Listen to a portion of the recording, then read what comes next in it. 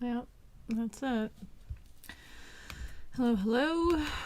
I am still in the darkness, dealing with a migraine. Krampus is in here. I don't know. Not the best beginning to a day. That's all. Supposed to start 11 minutes ago. Kind of lagging behind. Ratsa and Amino are arguing in the chat. That's great.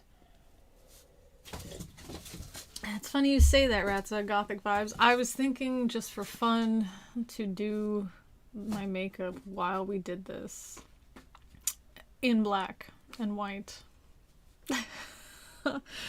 Just for fun, for absolutely no reason. But I don't know. That's just, I don't know.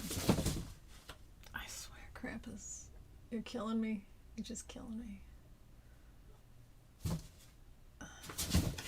He's in a box. He found a box. He's very proud of himself. We're not arguing. We know I won. It's the abandonment of shame that gets me. Oh, what? Rats' shame? Or Rats' lack of shame, I should say. Krampus! What are you doing? Be in the box or out of the box, but do not be making noise at the box. Honestly. So we were mentioning in the group chat to talk about something about the nomenclature, casual nomenclature of the virus and its variants. I'm sorry. I've spent the last few days with a migraine, and it's finally 80% gone, and I'm just trying to sit down and just start this. And Krampus is just... You just ever get to the point where you're just like, you know what? Is there a way to do a hard reset on the day? And the day just started. So... Krampus? Good. Stay there. If you don't, I'm gonna get up and I don't know. Take that box away from you. I don't know what it is with cats and cardboard boxes. Do not test me, sir. Ugh. Hello, Liam. Yeah, I thought we can have me on the thing this time. Okay, he's out of the box at least. Krampus, do you want to show everybody? No, you're gonna show everybody who you are so they can shame you for being such a bad baby. You know? Thanks for not being in the box anymore. I love him. I just don't love that noise. Just really don't like that noise that he makes. Same with the door scratching. That's why he's in here at all. Literally, he just senses it. I don't know what it is about him. But I was setting up there's this, I forget what it's called, OB something app or program, whatever, that you have to set up to do the live streams. As I'm setting it up, I didn't even say anything. I wasn't like practicing, nothing. He just starts scratching. And I'm just like, how does he know all the time?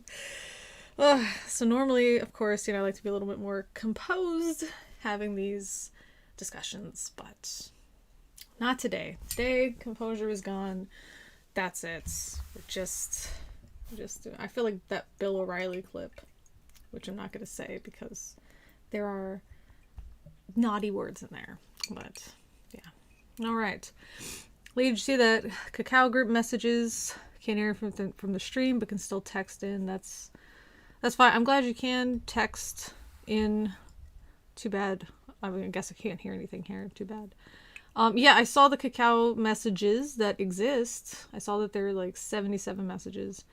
So I did not open them because I am not mentally ready to go through all those messages. Do you guys know what I mean? Like, it's fine. I'm glad you guys are having the conversation. Don't it's not negative. It's just, is anybody else like that? You have to be, you can't just, you're not always ready right? You got to come back to it later. Like when, okay, I have a moment. Let's go through all these things. Can't even spell shame, shame. That's great. We won't shame the handsome little guy. You hear that, Krampus? Krampus? They're not shaming you. He doesn't care. No idea what cacao is. It's not cacao. It's cacao, but it's okay to say cacao. It's a messenger app that we use in Korea. So, might have been in bed all day. Been in bed all day with a migraine. It's nearly gone. 6:30 at night. I know, it's like your whole day is gone. I think what's annoying about the sound is that not only is it just not what I want to hear right now, but sounds can trigger migraines. Light triggers migraines. That's why the lights are off. And it's just like, I don't want to have another day gone. Like yesterday was just gone. You know what I mean? I don't want another day to be gone. What's up? Did we just start? Yeah, sort of. Today I've been mostly waiting for other people to finish their jobs so I can start my stuff. Download it later. No problem, Chris. Gotcha. I can type the thing. Let's see. Gotcha. Chris. Put on my boating pants. Krampus sharing his wisdom. I know. Oh, he's eating more. Good. He needs to eat more. Let's see. All right. So, I think we had talked about how I feel about the virus nomenclature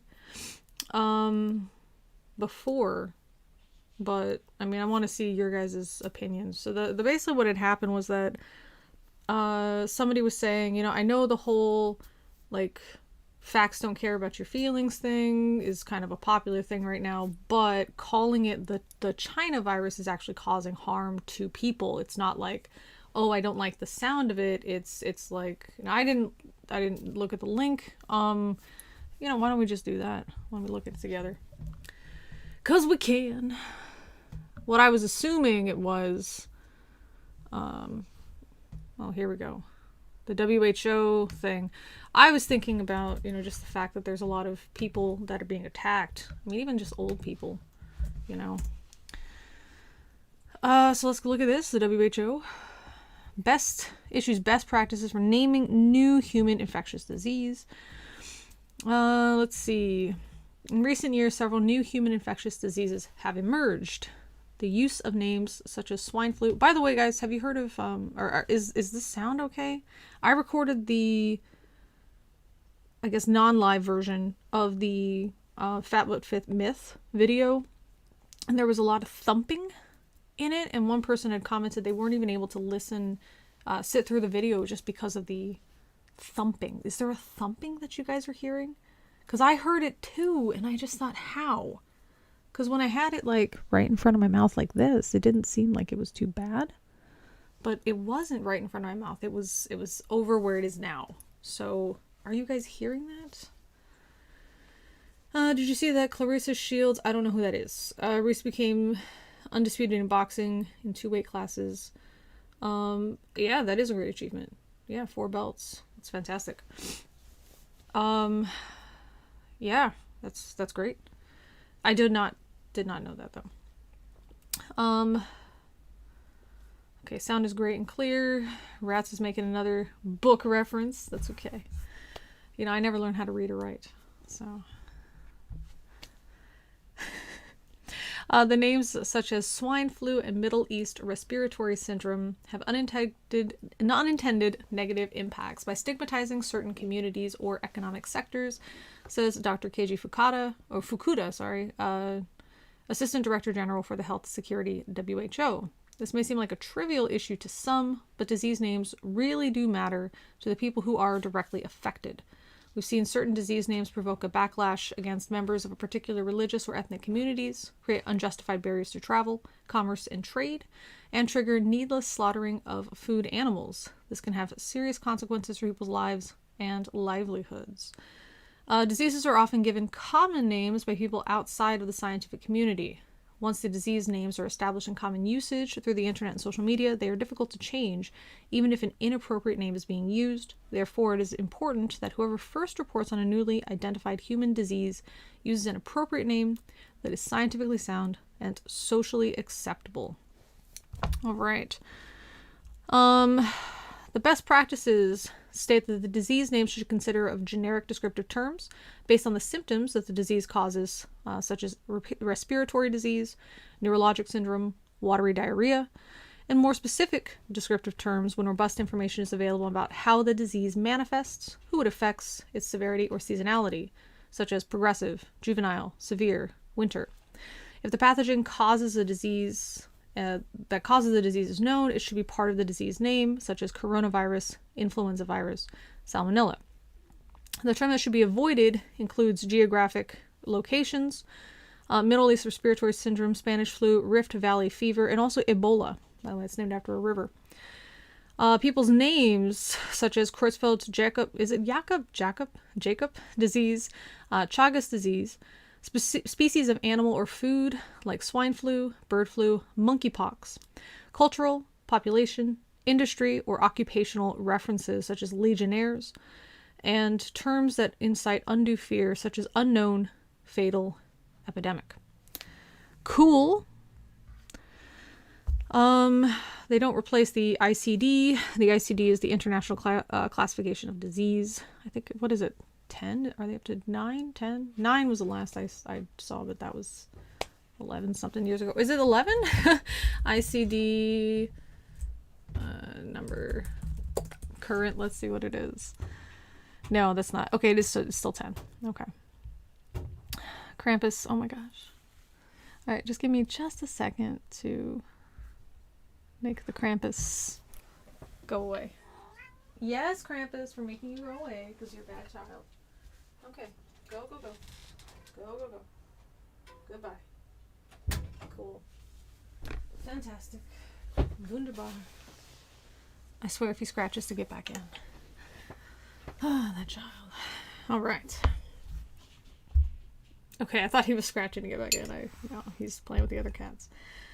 So your thoughts about this?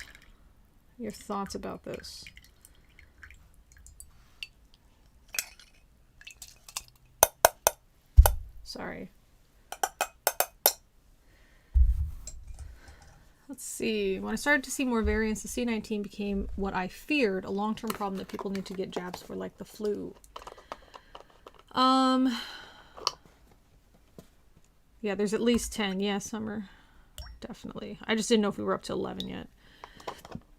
I love vocal. I love Krampus being vocal. That's fine.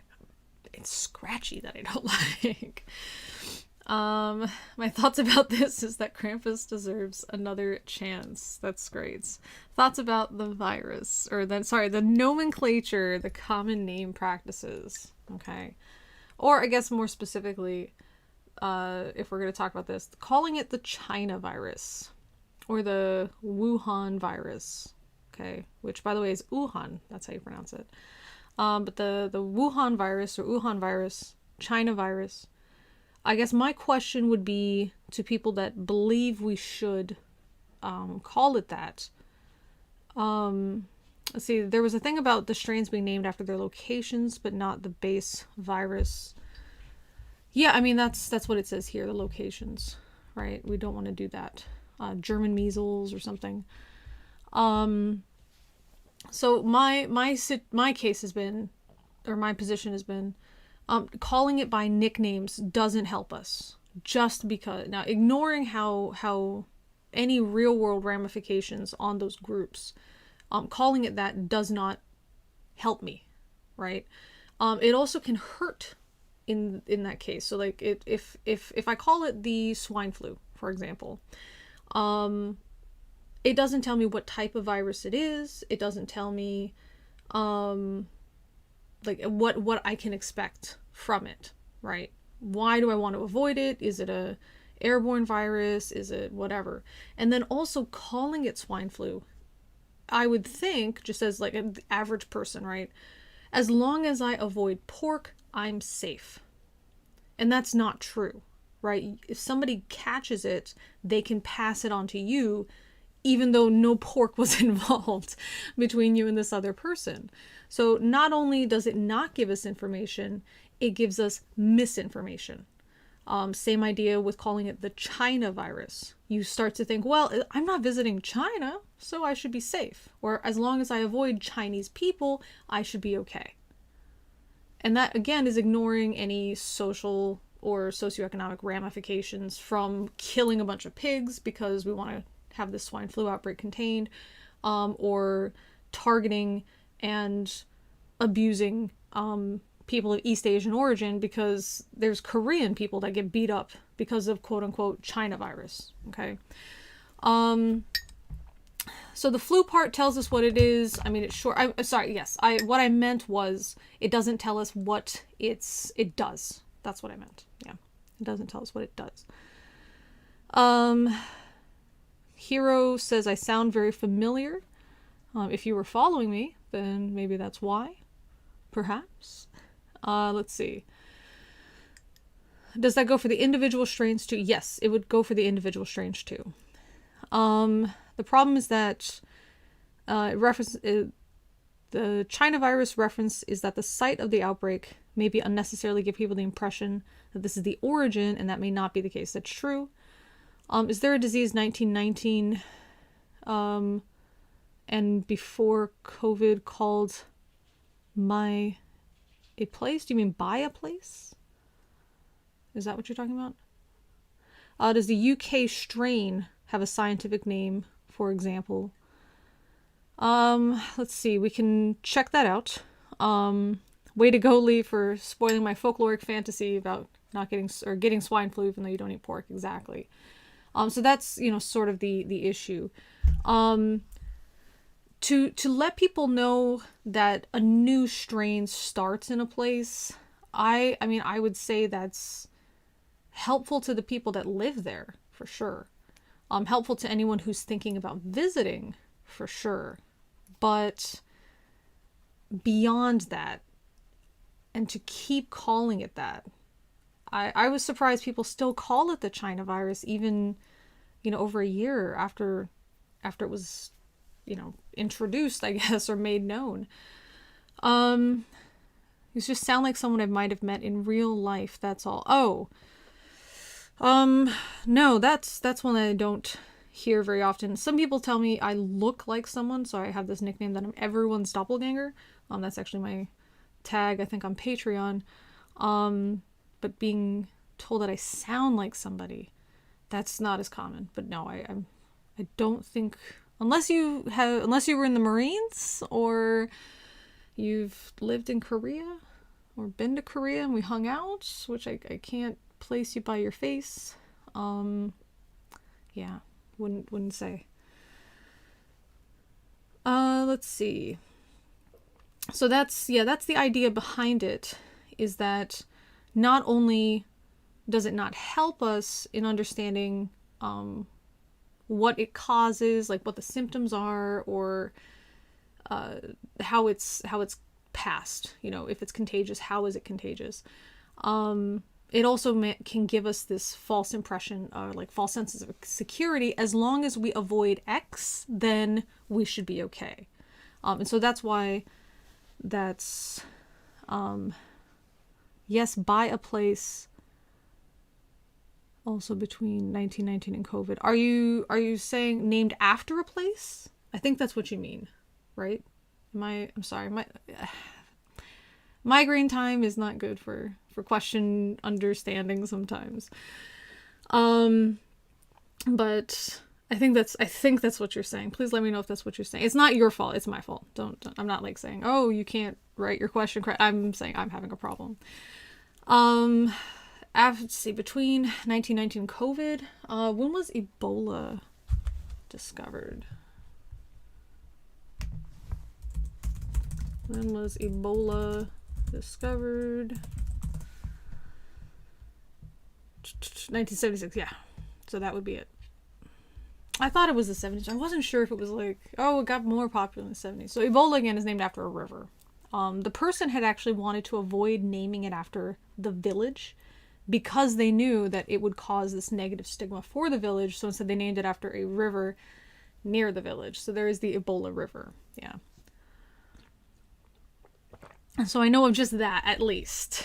Right, at least that. But I guess why do you ask?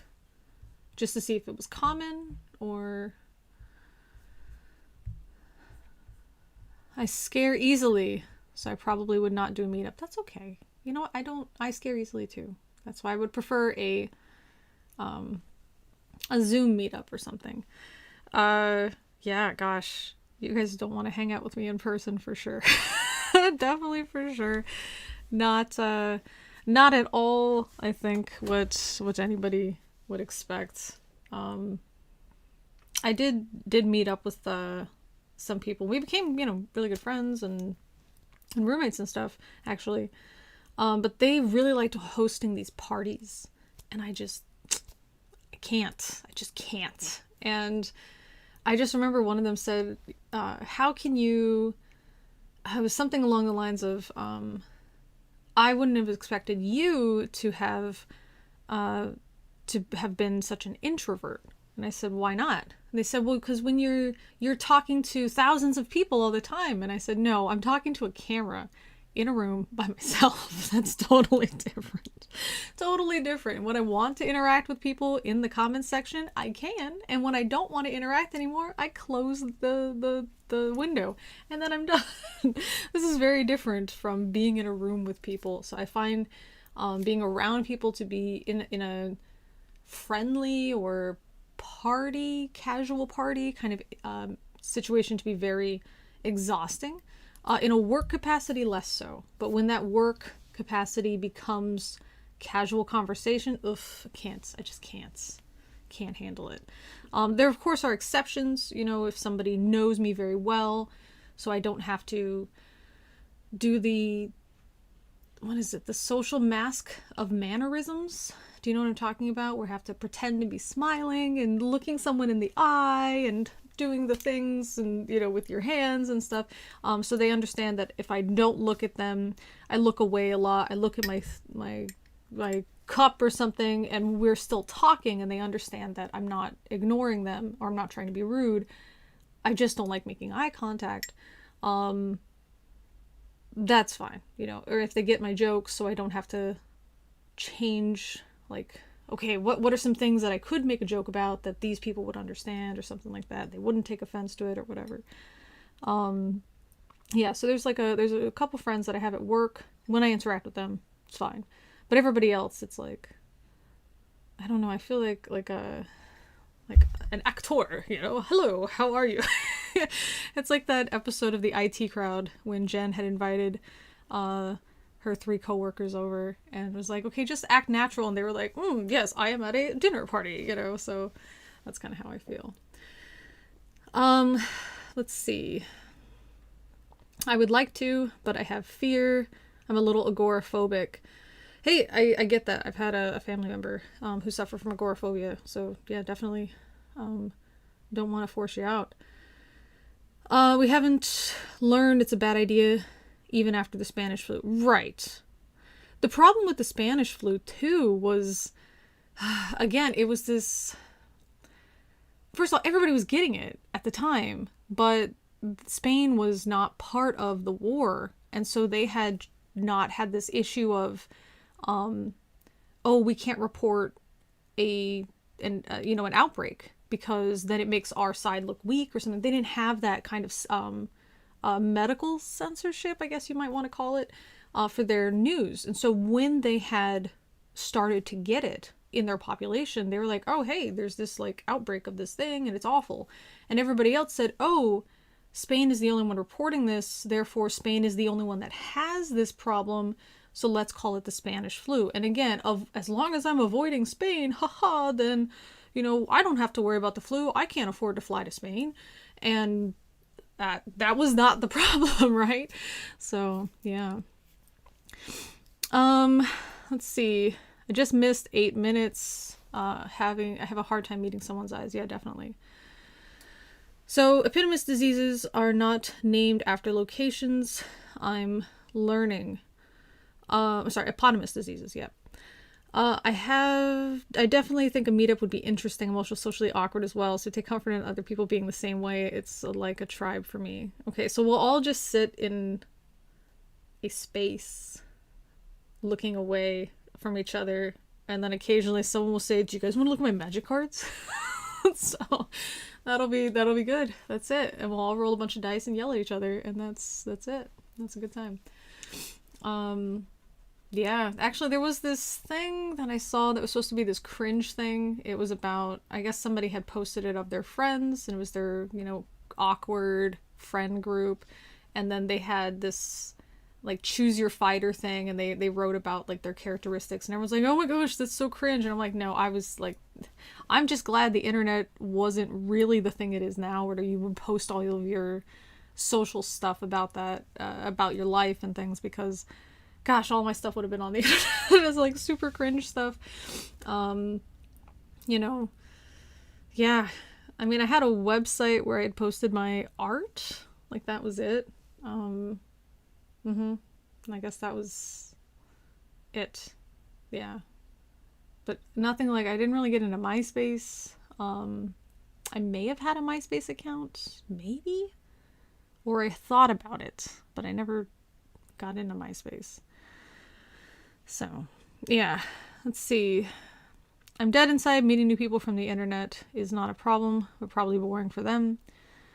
Was it a GeoCities site? Oh, it was. It was.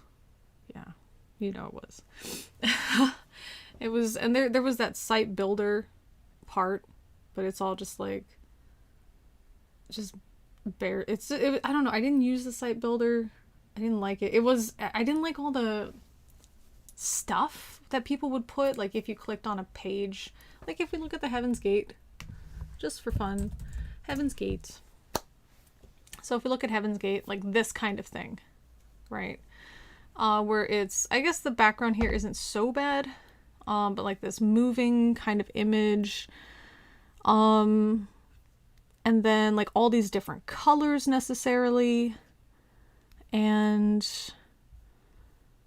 especially if it had any spinning images or sound. I didn't like that. And so I had just kind of made it very, very, very plain, like a black background with colors for text, and then a different color for like a link. That's all. That was it. But like for me, for this, I have a hard time with these colors, because I think the colors are supposed to mean something, but it doesn't. So like if I see a different color, I think, oh, this color must mean it's a link, but it's not, because you can see this yellow here is used sort of to highlight a thing, I guess, but it's also used in a link. Okay, I don't like that. The only one that I like is like the pink, because you can tell that's a title-ish, but I don't like how these are two different sizes. That confuses me. Like, why is it that way? Why, if the top is, I guess it's a red alert, I guess that makes sense. But if we're looking at the title, those are pink, but how come this title is this blue color, right? This blue color. Why is this title red? Is it because it's a red alert? Well, the red alert is red. So, I don't like that. I feel like, I don't know. I feel like it's hard to explain what it makes me feel. Like, am I supposed to understand this? If other people look at this, do they understand it? Why are there 3 colors used here? This makes sense as a title. Is this part of the title? Because it's italicized. But then why is it a different color? I just get very, I don't know, I get very focused on that. So it's really hard for me to try to make sense of it. And it makes me feel very uncomfortable to look at it. So for me, again, my site was just like black background, color for text, a different color for link. That was it. So the colors all had like a meaning. Like if it was a type of thing like this, then it was this color. If it's a type of thing like this, it was this color. MERS is a bad name. Yeah, MERS is on there. On the WHO, right here. We talked about that. MERS. Let's see. GeoCities and yeah, it was Angel Fire. I didn't like Angel Fire. There are too many. I thought they put in too many ads. I get the ads. I get it, but there were just too many. You know, vintage internet. Yeah, I guess that's what it is now, isn't it? Some of my students were talking about that, and I'm like, this was just the internet. You know how we had that. Heaven's Gate is fun. Yeah. Is this the organization where the members castrated themselves and died with their sneakers on? I remember they thinking, why didn't they choose Air Force Ones instead? Did they have Air Force Ones? Back, what was this, 96? 96, yeah. I don't know when the Air Force Ones came out. I've heard of Air Force Ones recently, so that's why I'm thinking, is that like a 2000s kind of shoe? If so, that would be why. But yeah, that's them. So they really thought that their sexual urges were very negative to have, and if they had sexual urges, they had to confess that in publicly among the group. So that's what they wanted to avoid. So for the men, it was easier for them to just castrate themselves. So that's what happened. Yeah. So there's one person, as far as I know, who was left behind to maintain this site. As far as I know, he still believes it. I'm not sure. I don't know. I'll contact him, see if you guys want to. Maybe we can do like an interview or something. What do you guys think? Might be fun. You know.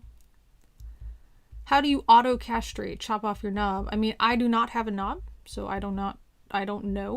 I guess I don't know. Because I'm trying to think of how, like, from my perspective, having a body.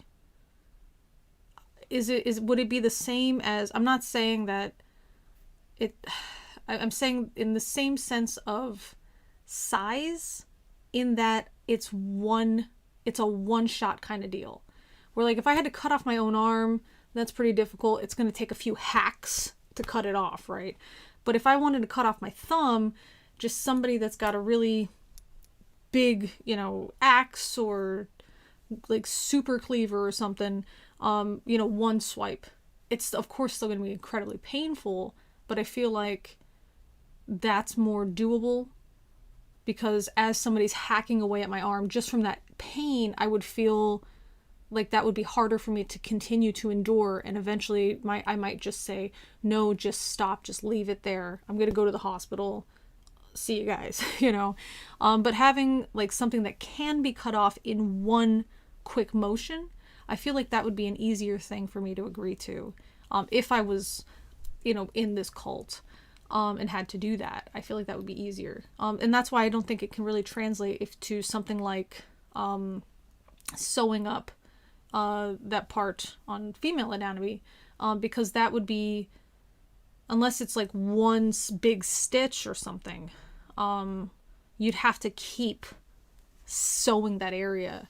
So I don't think, yeah. I also think it would that would be more prone to infection. I'm not sure. So yeah.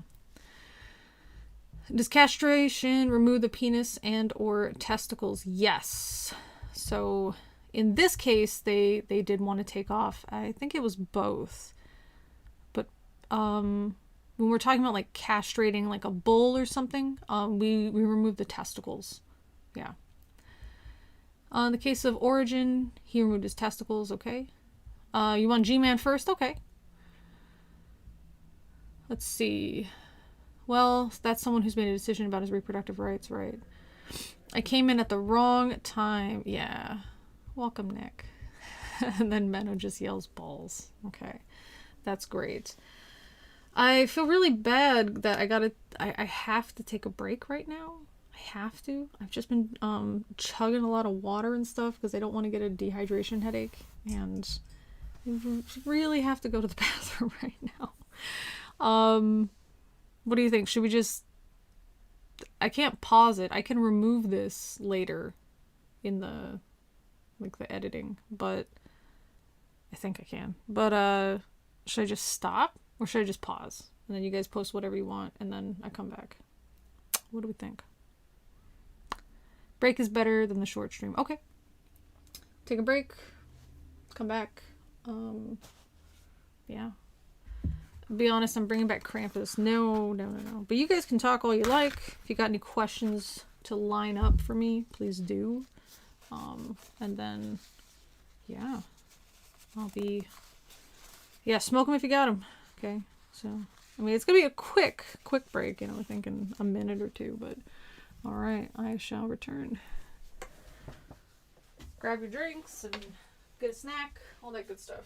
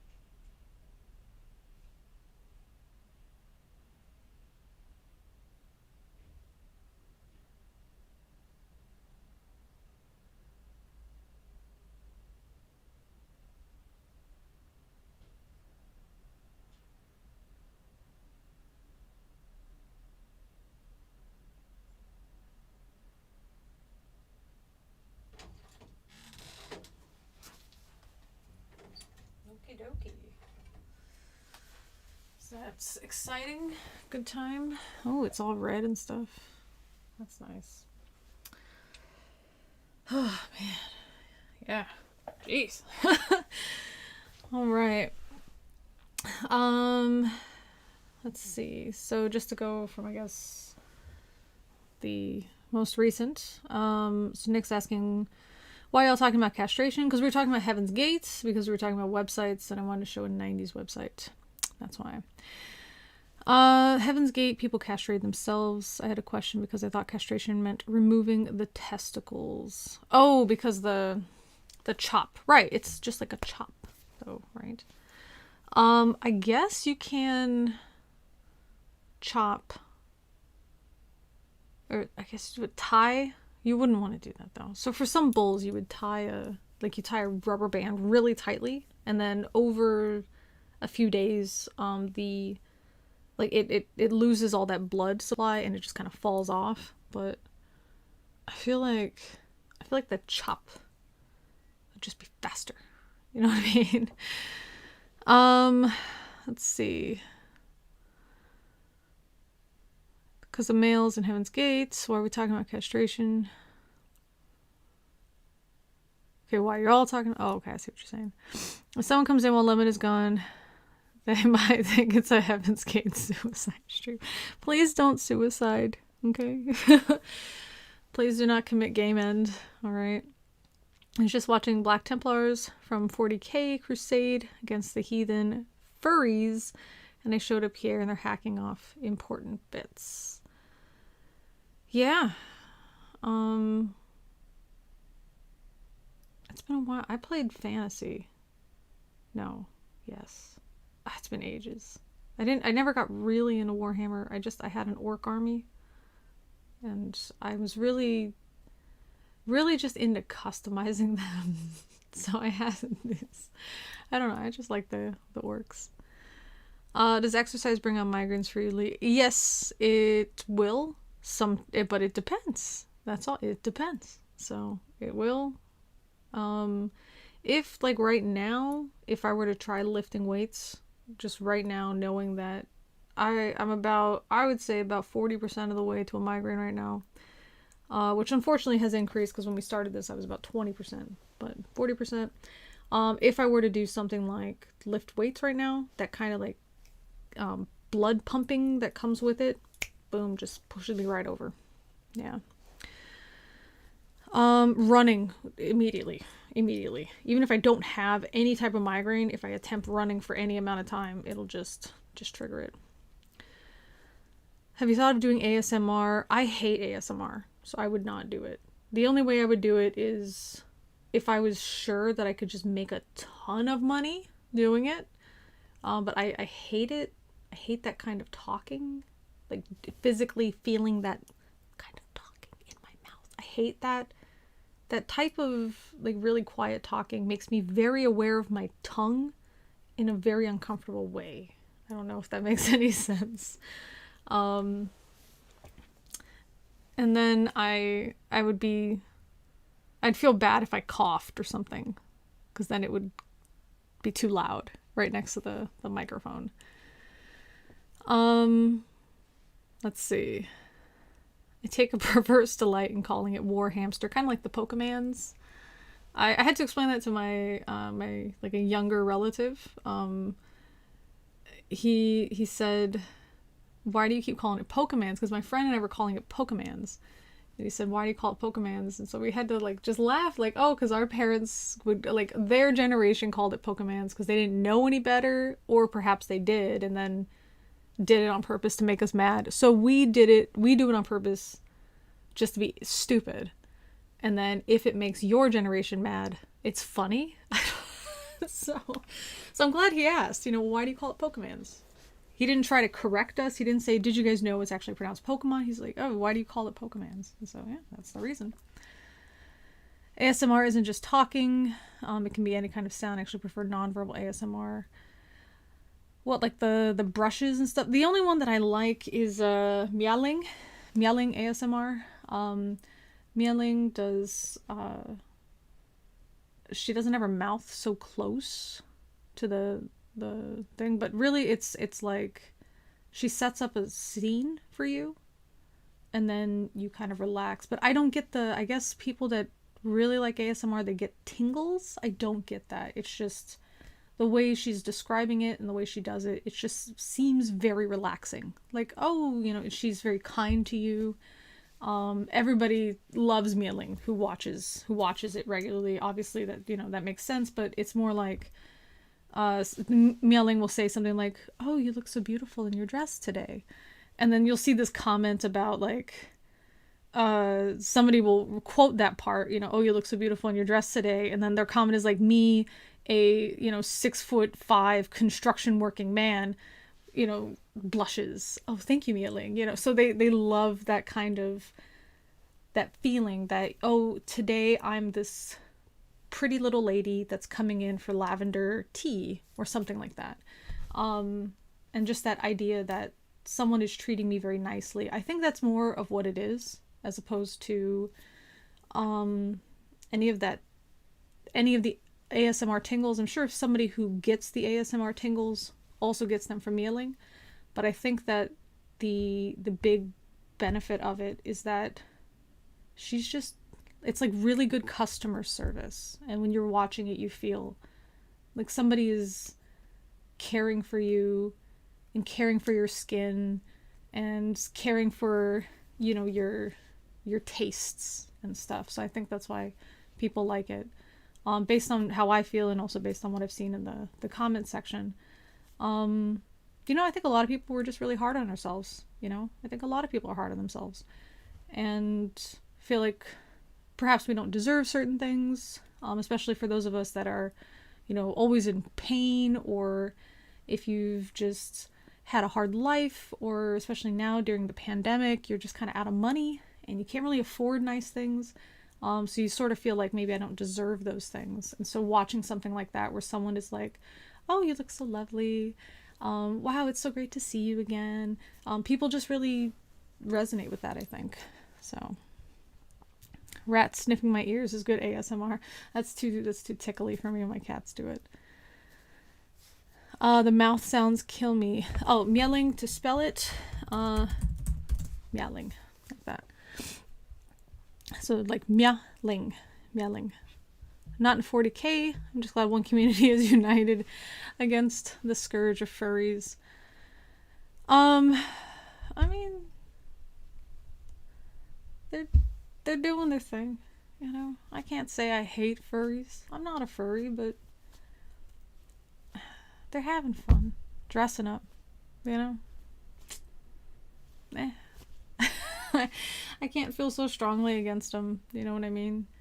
They're just a bunch of people looking for a community, and they found one. Let them have it. That's how I see it, you know, just let them have it. The mastication. Oh my gosh, Summer. Remind me of that to tell you this thing. I don't want to bring it up in front of everybody. I wonder what hummingbird ASMR would be like.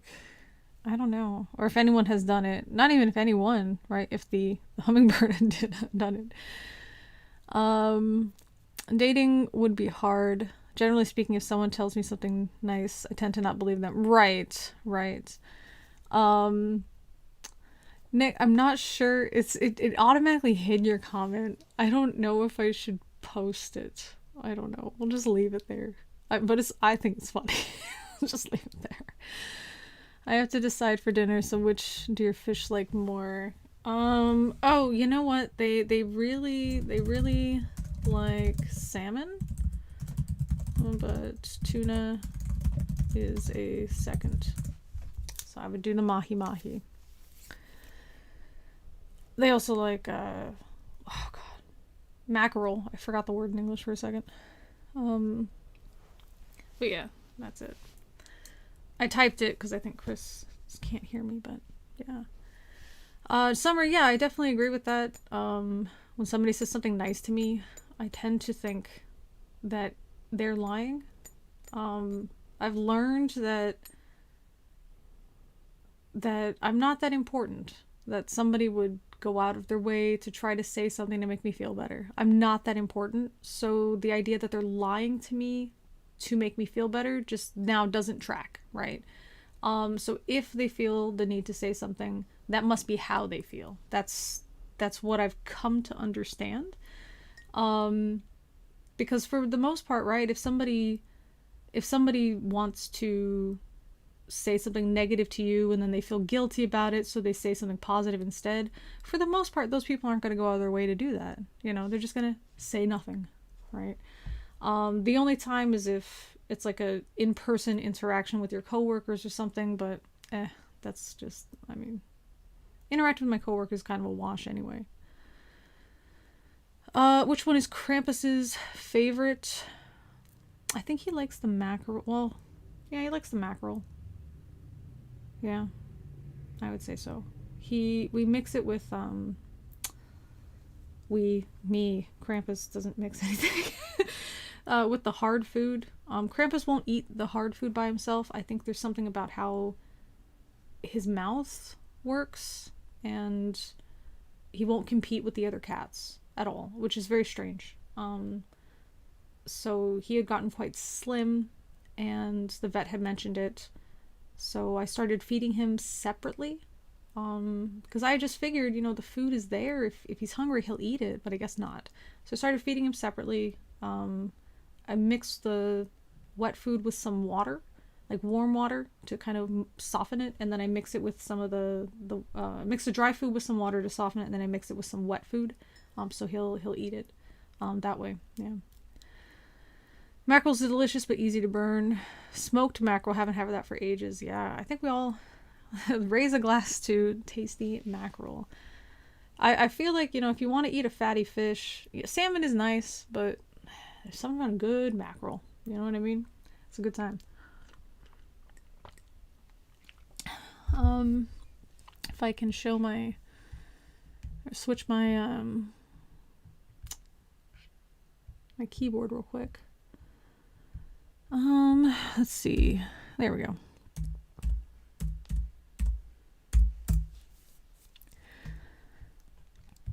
So this is how, oh, I thought it would show like a meal, like a Korean meal, but it doesn't. I guess sort of like this. And then just with rice, right? I mean, to me, you know, it's I'm very biased because of, you know, the type of food that I ate growing up, but fish and rice, I mean, you just can't do any better than that. I don't know. What about for the rest of you? Like, just, you know, from that, like, as soon as I eat just fish and rice, I'm just like, yep, that's it. There's just, I don't know. To me, there's just no better pairing than fish and rice. I can't imagine a food that I will more reliably enjoy or come back to than fish and rice. Maybe fish and cucumbers. Those are pretty good. You know, like if you got a salad, you put a bunch of fish in it. But that's, yeah, fish and cabbage too. It's very plain, but the cabbage has to be really soft. But yeah, fish and rice, you just can't beat it. Let's see. I'm trying. A friend of mine gets offended when she can see my doubt. She gets offended. I guess I can almost see it, because when you doubt your friend, you're saying, I don't believe it about myself, but what they're hearing is, you're a damn liar. That's what they're hearing. And who wants to hear that all the time from their friend, you know? Hey, here's an opinion. Liar! Like, you know what I mean? You get frustrated with that, you know? And then, of course, if they're your friend, too, they want to see you happy, right? So I try to look at it from that perspective a lot. Like, what would I want to hear from my friend if I were to say something? But yeah, for me, it's always, I always feel like I have to justify something if somebody gives me a positive comment. But who needs to hear that, right? That's not why people comment on you. It's like, oh, that dress looks nice. Oh, it was really cheap. Like, I always say that. I don't know. Oh, I got it. It was only like $20. Like, oh, why do I feel the need to say that? That's so stupid. It's so stupid. No, don't compliment me. This is so cheap. Like, oh, your hair looks really good today. I love what you did to it. No, it's just like that. Like, I didn't do anything. It's just curly. Leave me alone. Don't waste your compliments on me. It's just so dumb when you actually think about that, right? It's so stupid. Fish are food, not friends. I think fish are friends. I'm hungry. I just ate dinner. I'm sorry. What did you have for dinner, though, Signostic? What do you think of veganism? Yeah, there's a lot of support for it, I would say, in terms of a plant-based whole foods diet. In terms of veganism as a philosophy, I know that people feel that way. I just don't. I don't know why. It could be that, you know, every summer I was on my uncle's farm, and anytime we needed meat, we killed the animal, right? So we're making dinner, we're having chicken gotta die. You know, we get together for like Independence Day, you know, we always roasted a pig. Pig had to die, you know, had three or four uncles holding down the pig. They killed it with a knife into the throat and dig deep, real deep. And then one uncle would stand there with a pot, they give the uncle with the knife a pot, and then he'd switch it out so he could catch the blood. Then we used the blood for a soup. Take all the intestines and stuff out of it and hang it upside down to drain the blood. And so all of the kids, we had to have like these pine twigs, and we had to just kind of hit it, just, you know, throughout the rest of the day. So as it's draining, we had to get the flies off of it. So we were just part of this. That was our job. And then they would run a big old spit through it, that big pole, and roast it over a big fire. You know, that was it. I want to say that I'm so empathetic, that I care about every single animal and I love them and stuff. It's disturbing to watch them like in pens and stuff, but I can't say that I see them like if I had a choice between a human being and an animal, that I would necessarily always save the animal or something like that, right? The way that I see animals is that they're their own person. That's kind of how I see it. So for example, if Krampus, I pick up Krampus, but if he doesn't want to be picked up, I don't pick him up, I know he likes being picked up for a little bit, and then he likes being put down. Same with all my other cats. If they don't want my attention, I don't force it on them, because that they're their own person. That's kind of how I see it. And so I feel like we should just leave them alone. When they are, I guess when I see like slaughter, I don't get that feeling that vegans report where they see it as if they just watched a bunch of humans dying. I don't have that feeling. But I do think we should just leave them alone. As far as bees, because I know vegans don't eat honey, I just respect bees. I love bees. I think they're cool. They pollinate, and they're very hardworking. And I respect hard workers. So I don't eat honey just out of respect for the bees. That's their food. They worked really hard to make it. I don't eat it. So I don't see that. But as far as something like, well, we do testing on this to make sure it's safe, or is it necessary? Because sometimes something that's tested on an animal might not have a reaction, but it does have a reaction in people, and vice versa. If we can get benefits out of it, okay, I guess. There's some vaccines that are made with like eggs or something, okay. But for the most part, again, just leave the animals alone. For the average person, you can definitely get your nutrition from plants. I don't see why we gotta do so much damage to like the environment and stuff for it, for food, not sustainable. I think in the future, people will be looking back at this time period wondering, how could we have been so ignorant? And then when they find out that we knew better, they'll ask, how could we have been so selfish? That's what I think. Yeah, that's how I see it. Let's see, it's time. What do we got? Fries and beer. Thoughts on veganism. There we go. Okay, which fish though? Surströmming? What is a surströmming fish? Which one is that? Is that herring? Fries and beer. For me it's fish and muluchia. Is that what it is? Let's find out what that is so we can all enjoy this visually. Oh, fries and beer for what your favorite combination is. See, to me, I can't. Ooh, is that made with spinach? Because that looks really good. Looks really good. I like a spinach curry or something. I think those are great.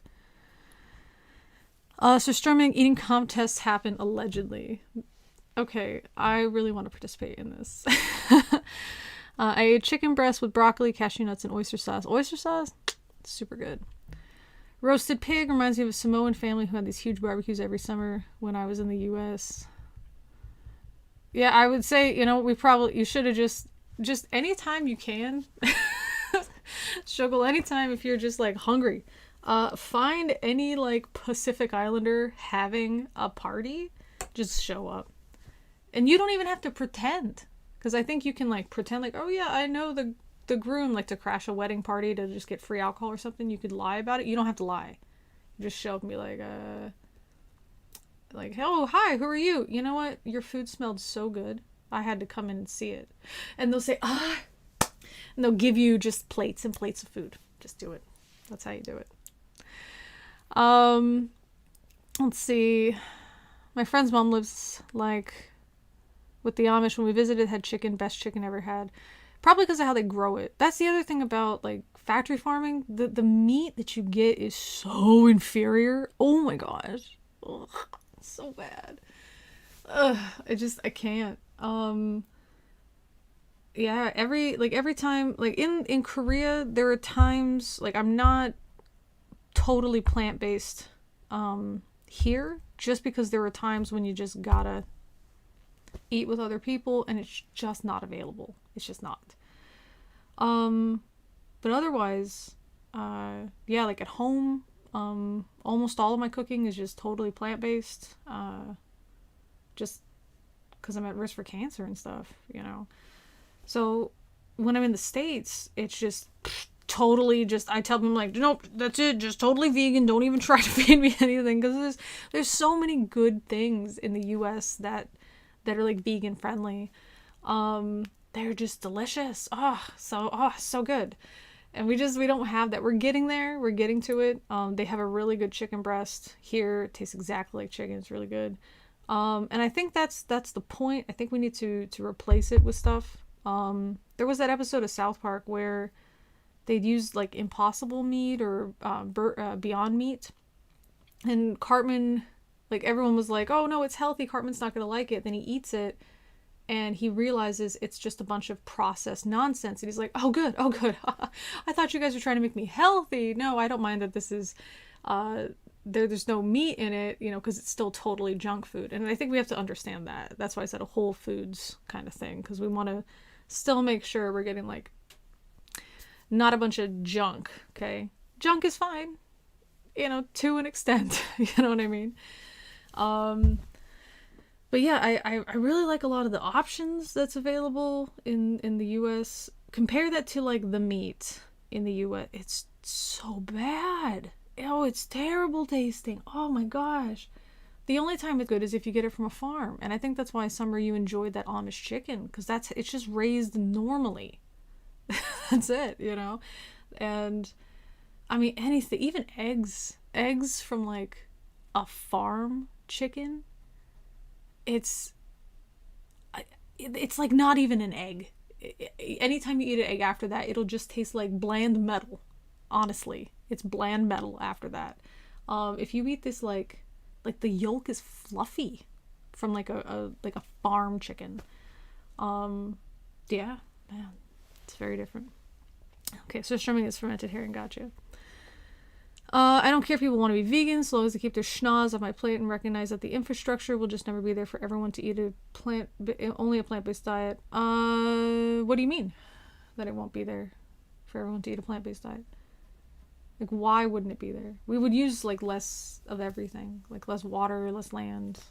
So we would gain more land by that.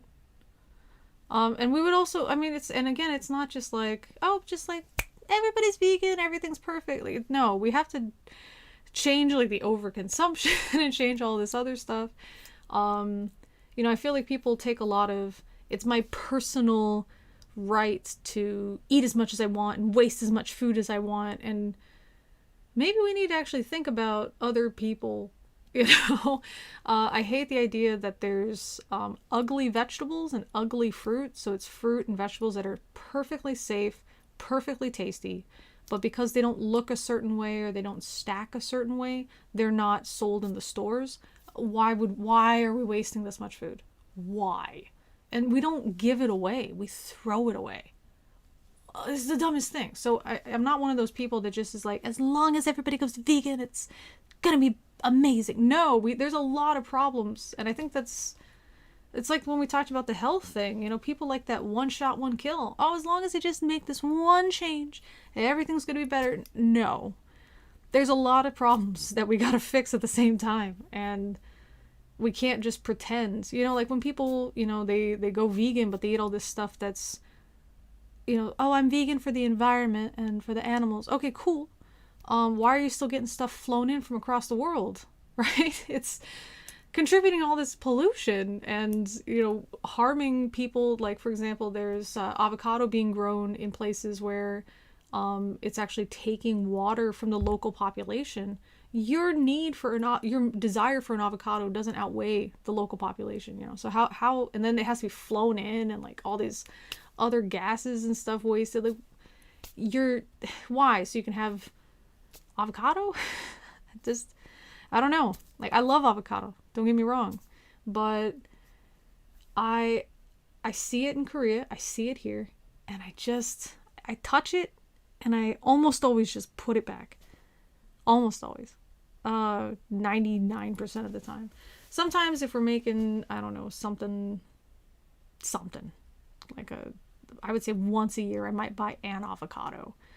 And I'm fine with just kicking that out because I just feel so bad about it. Like, how am I sitting here saying, oh yeah, I want to reduce my meat consumption for my health, but also for the environment, and then do this thing that's obviously very bad for the environment, you know?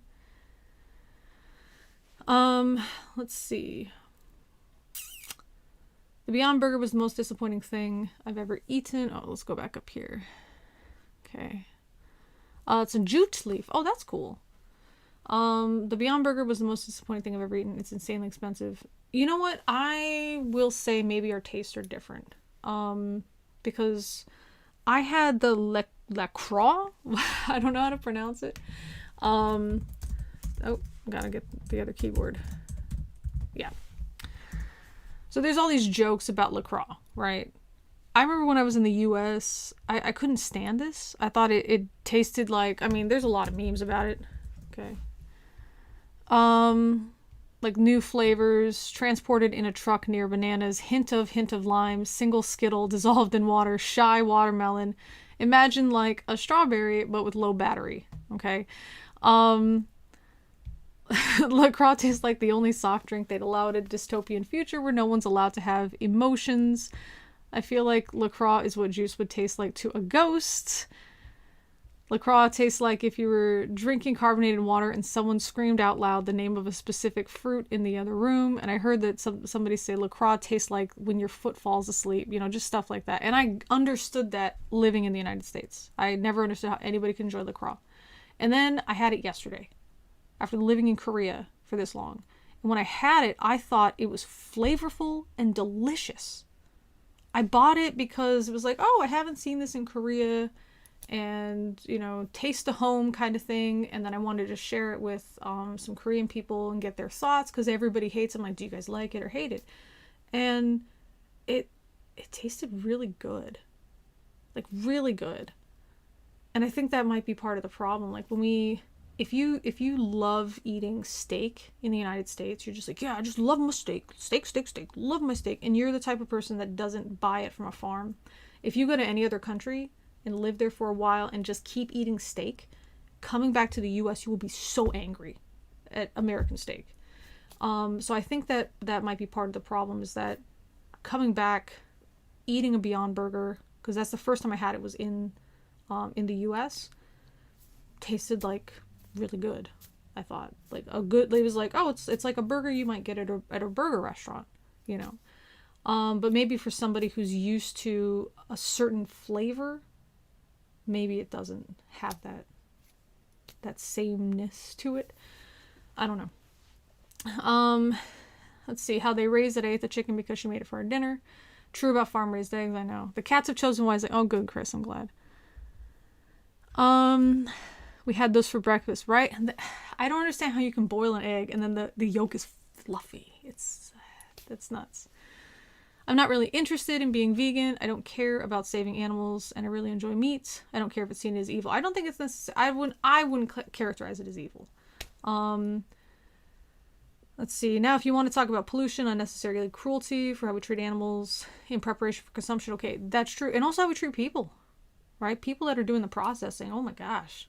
Horrible stuff, you know. We are not a far cry from Upton Sinclair's The Jungle. Like, we haven't made a lot of improvements at all.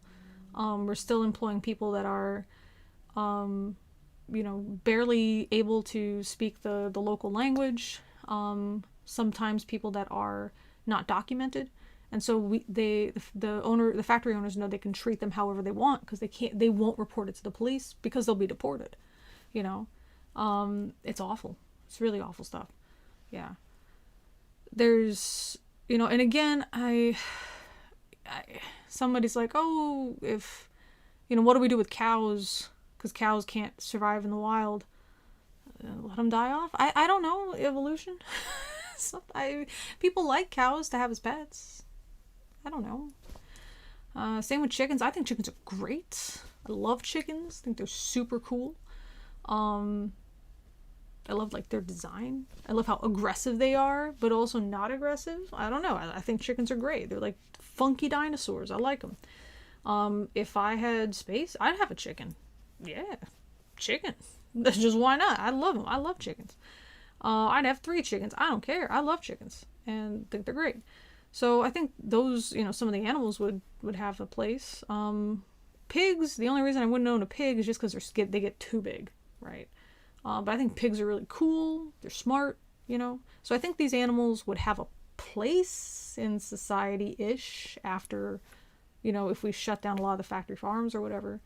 But yeah, I mean, these are artificial evolution. Do you know what I mean? Like, it's artificial selection. Just not, like, they shouldn't even exist, to be fair. And they do, so we can have them as pets, I guess. Breed them to be smaller, you know, select even further. Okay, we got these little pigs, little chickens, little cows. Cool, you know. But this idea that, well, they'll all go extinct, I mean, okay, so what? You know, that doesn't justify, like, all the people that are affected by the heaps of manure in their water supply. You know what I mean? It just doesn't work well. I think the only thing I've had with avocado that I like is fresh guacamole. Then you have not had a smoothie. They're so good. Oh my gosh. If you go to a place like Vietnam or something, get those smoothies. So good. Chocolate avocado. That's a good time. My friend brought me back some chocolate avocado dressing. It's just like, I don't know how to describe it, but it is there. It's good. She brought me back from Indonesia. A new business started in the US to eat these irregular items. I've enjoyed shopping irregular clothing. I eat food past date that are perfectly fine. Yeah, there's no science behind the past date. I mean, there can be. It just there doesn't have to be, as far as I know, at least in the United States. But even then, the past date is it's a best buy. It's this idea that this is for the optimum flavor of these chips. Beyond this date, you know, we know the packaging might have some holes or something in it later, so the chips might get stale. Doesn't taste as great, but you know, it's edible. For sure. It's not going to kill you. Are there any natural vegan protein supplements that can compete with meat? Let's see. So I found, are you talking about just the supplements? Like, that compete with meat? Because you said protein supplement, but then are you saying to compete with like whey protein supplement? Is that what you're talking about? But yeah, let me know. But like, you can, I mean, do you have like a severe protein deficiency or anything? Any substitutes? So you don't actually need substitutes. That's sort of this like misunderstanding about the amino acid situation. So this like, have you heard of Zensei? Are you talking about incomplete protein? Is that what you're talking about? And I'll wait for you to answer that before I keep going, and then talk about what other people are talking about. Chickens are great. Tiny dinosaurs. Yeah. Teacup pigs are pretty small. They are. Yeah. And I think that's probably what would replace them, or it would just exist after that. Yeah. I don't eat avocado. I don't like guacamole at all. Maybe I'll give it another shot. Quite frankly, unless avocado grows in your region, just ignore it. You know, if you're not interested in it, just don't even eat it, you know. Because if you start developing a taste for it, but you got to keep importing these avocados, you're just adding to that. Let's see. Worried about muscle loss? No, you don't have to. Not at all. There's a lot of like vegan bodybuilders. Yeah. Like, you don't have to worry about that. Vegan strongman. So like the strongmen, do you know what I'm talking about? Like, it's that sport.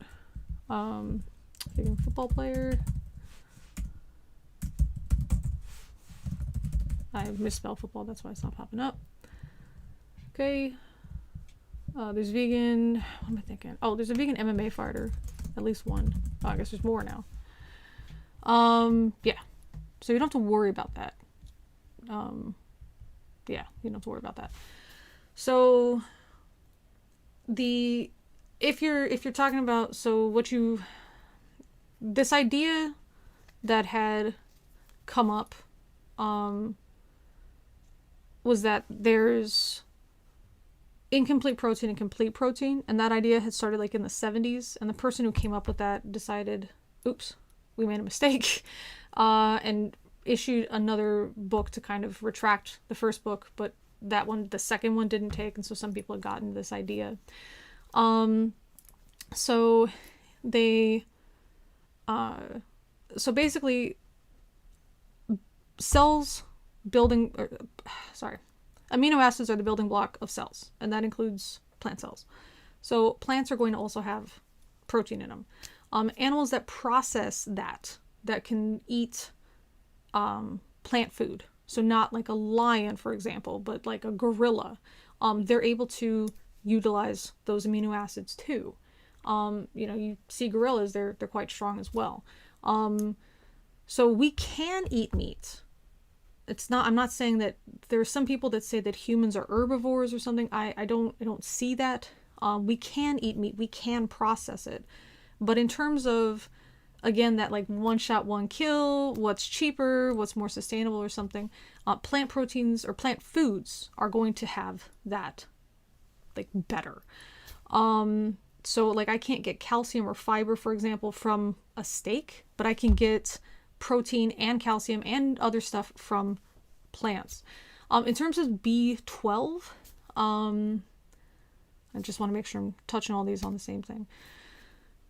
So you said you don't take supplements at the moment. Gotcha. So you wouldn't do anything different with that. So instead of having, the other thing about the amount of protein is most people do not need as much protein as we think. It's this idea I wouldn't say most people on average even count as much protein, right? But are you counting how many grams you get based on like your weight? So those are like really overdoing it. There were some like bodybuilders, some of the pros are like doing up to 2 or 3 grams of protein per kilo or per pound of body weight. That's excessive. That's really excessive. And what I was mentioning about the cancer thing is that unfortunately, when we do eat animal proteins, our bodies produce IGF-1, which is a growth hormone, as a response. And so if you already have like a tumor, the tumors grow faster. So that's what I had read about it, as far as like the research studies had gone, not like a vegan website or something. So as I'm reading through this stuff, it shows like the amount of protein that people don't, like they're overshooting. So the average person is getting just way too much unnecessary protein in their diet. But then what is the average person? Because the average person in the United States is overweight or obese. So they're getting too much of everything in their diet too. But I would say, give it a shot. Try to get a minimum of 100 grams and stop counting. 100 grams. That's easy to get on a vegan diet. As long as you're eating a well-rounded diet, it's ready to rock and roll. That's it. As long as you're eating a well-rounded diet. So you won't have to worry about that. Yeah. I didn't know if you were doing like the 300 plus grams, that you could still get it, but you would want to like make a spreadsheet or something almost. But just 100 grams, yeah, well-rounded diet, solid, So if you have like what you normally eat, let me know. And then just like, how to veganize that or something without even buying any of that fancy stuff. So again, just like, and it's cheaper. It's always cheaper to buy like a pound of dry beans, like dry lentils, compared to like a pound of meat. Way cheaper.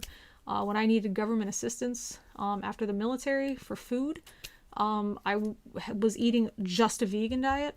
Oh my gosh, saved so much money. I had to go out of my way at the end of the month to try all of these like specialty expensive vegan products because I had like half of my money, like my allotment, I had half of it left over at the end of every month just because I was eating like in season or frozen products, or like vegetables, for example, just frozen vegetables, dry lentils, just that kind of stuff. That's all I was eating. So super cheap, super cheap. And I was still going to the gym 6 days a week, still seeing muscle gains. And obviously being female, I'm at a disadvantage on muscle gains, right? So if I can do it, even when I was, taking hormonal birth control and stuff, so if I could do that and still put on muscle, yeah, you're definitely able to do it for sure. Don't vegans need B12 supplements since it's only naturally in meat? So the reason that it's in meat is because it's in the dirt. So it's a bacteria that just like makes B12. So that's the way that it ends up in meat, milk, and eggs. But a lot of, like, if you get soy milk or almond milk or something like that, it's already fortified with B12. And then even having B12 available in meat, there's a lot of people that still are B12 anemic and have to get like special stuff. So even if you're getting B12 from your meat, doesn't mean that your body's getting all the B12 I guess it needs. And if you're buying products, they're probably fortified with B12 anyway. So that's, yeah. The other way to get it is like the animals get it, where you don't wash off your fruit and veg totally, but I would only do that if you're growing it yourself. I don't know if I would trust that from like some other place where they're using all these pesticides. There's no top tier vegan strongmen or power lifters. I think that part of that we can blame on, or we can attribute to, not blame, on just the fact of proportion. So think about if we have 100 meat eating people, one of them's going to be top tier, right? So that's like 1% of the people that try are top tier. And let's say we have 100, except 99 of them eat meat and one of them is vegan. Are we going to expect 100% of the vegans to be the top 1%? No, right? So that's why I wouldn't worry. Like, that's why I feel like it's a red herring. I never know if I'm using that one correctly, so let me know if I did. But I always feel like it sounds like a good argument, but it actually isn't. It's one of those things like, how come there's no top, race car drivers that are female? Well, what's the percentage that are female in the first place, right? And then I guess since we're talking about female performance, Iris Kyle is the pro bodybuilder who has the most wins under their belt, male or female. Let's see, this may sound paranoid, but I don't trust any athletes or pros when it comes to being natural. I don't know about paranoid, but I would say true, right? Yeah, I wouldn't trust it either. Tried veganism for a week while continuing to go to the gym. It felt lighter, more energy efficient, but less strength at the same time. Very strange. Going back to meat, I felt my strength return. If you're noticing that after a week, I'm wondering if that might be the placebo effect. That's what I would wonder. Yeah. Because you would have to ask yourself, what about meat was so unique and special that I just wasn't able to get it out of plant food if you were assuming you were eating a well-rounded diet, right? I think the only thing that you might miss is creatine. Creatine's found in meat. That's something you can't, as far as I know, you can't get from plants. But you make creatine. That's why it's found in meat, because we make our own creatine. So,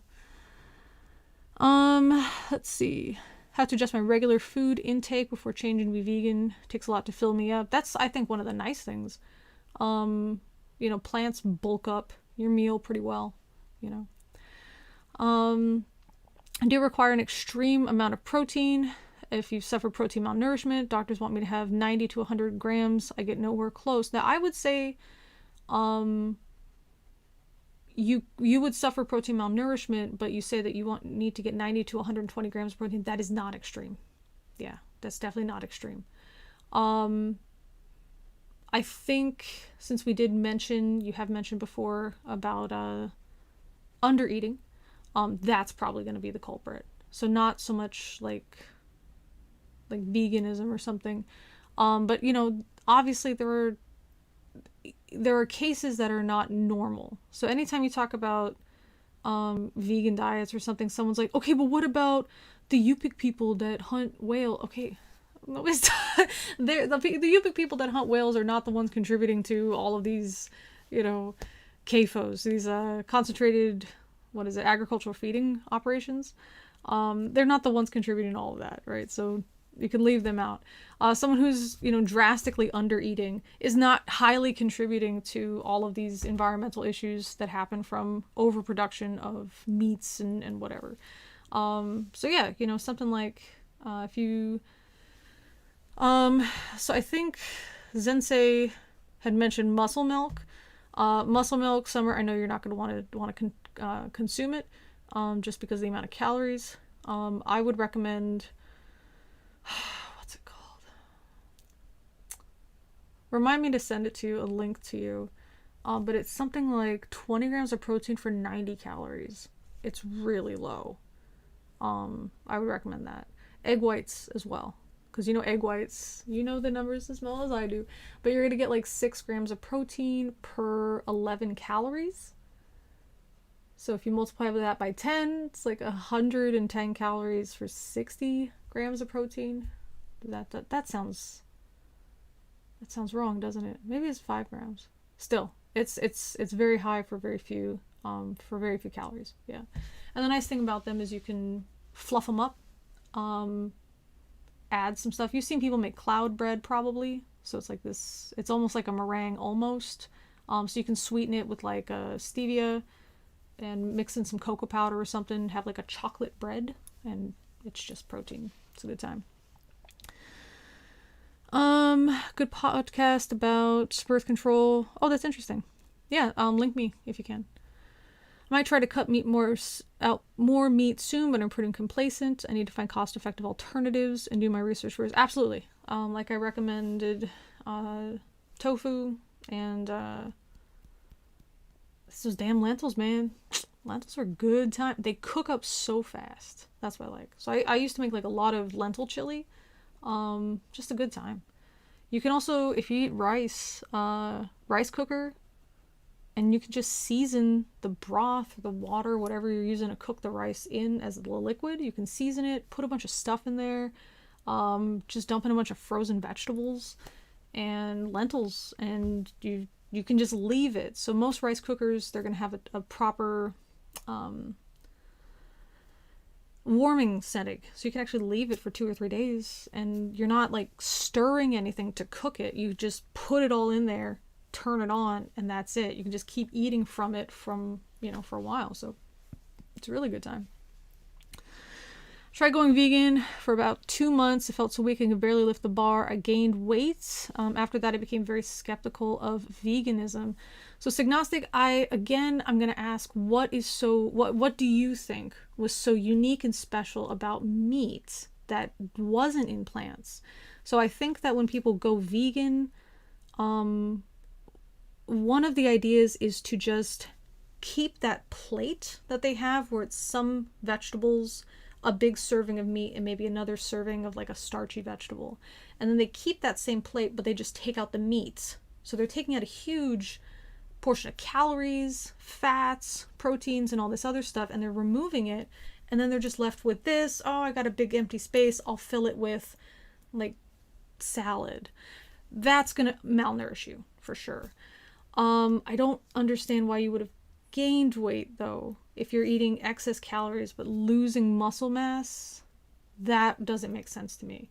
If you're eating a lot of junk food just because it's vegan, I know some people do that, like, oh, I feel so limited and deprived, oh, but I can have French fries, or I can have potato chips, I can have Oreos. So sometimes people start to replace some of their diet with that. So that would have probably caused it as well. So those are some of the culprits that could have happened. Yeah, for sure. Unless you happen to have like celiac disease and you didn't know for some reason and you were eating lots and lots of wheat gluten, that could also cause a weakness and a bloating, and the bloating could have led to weight gain.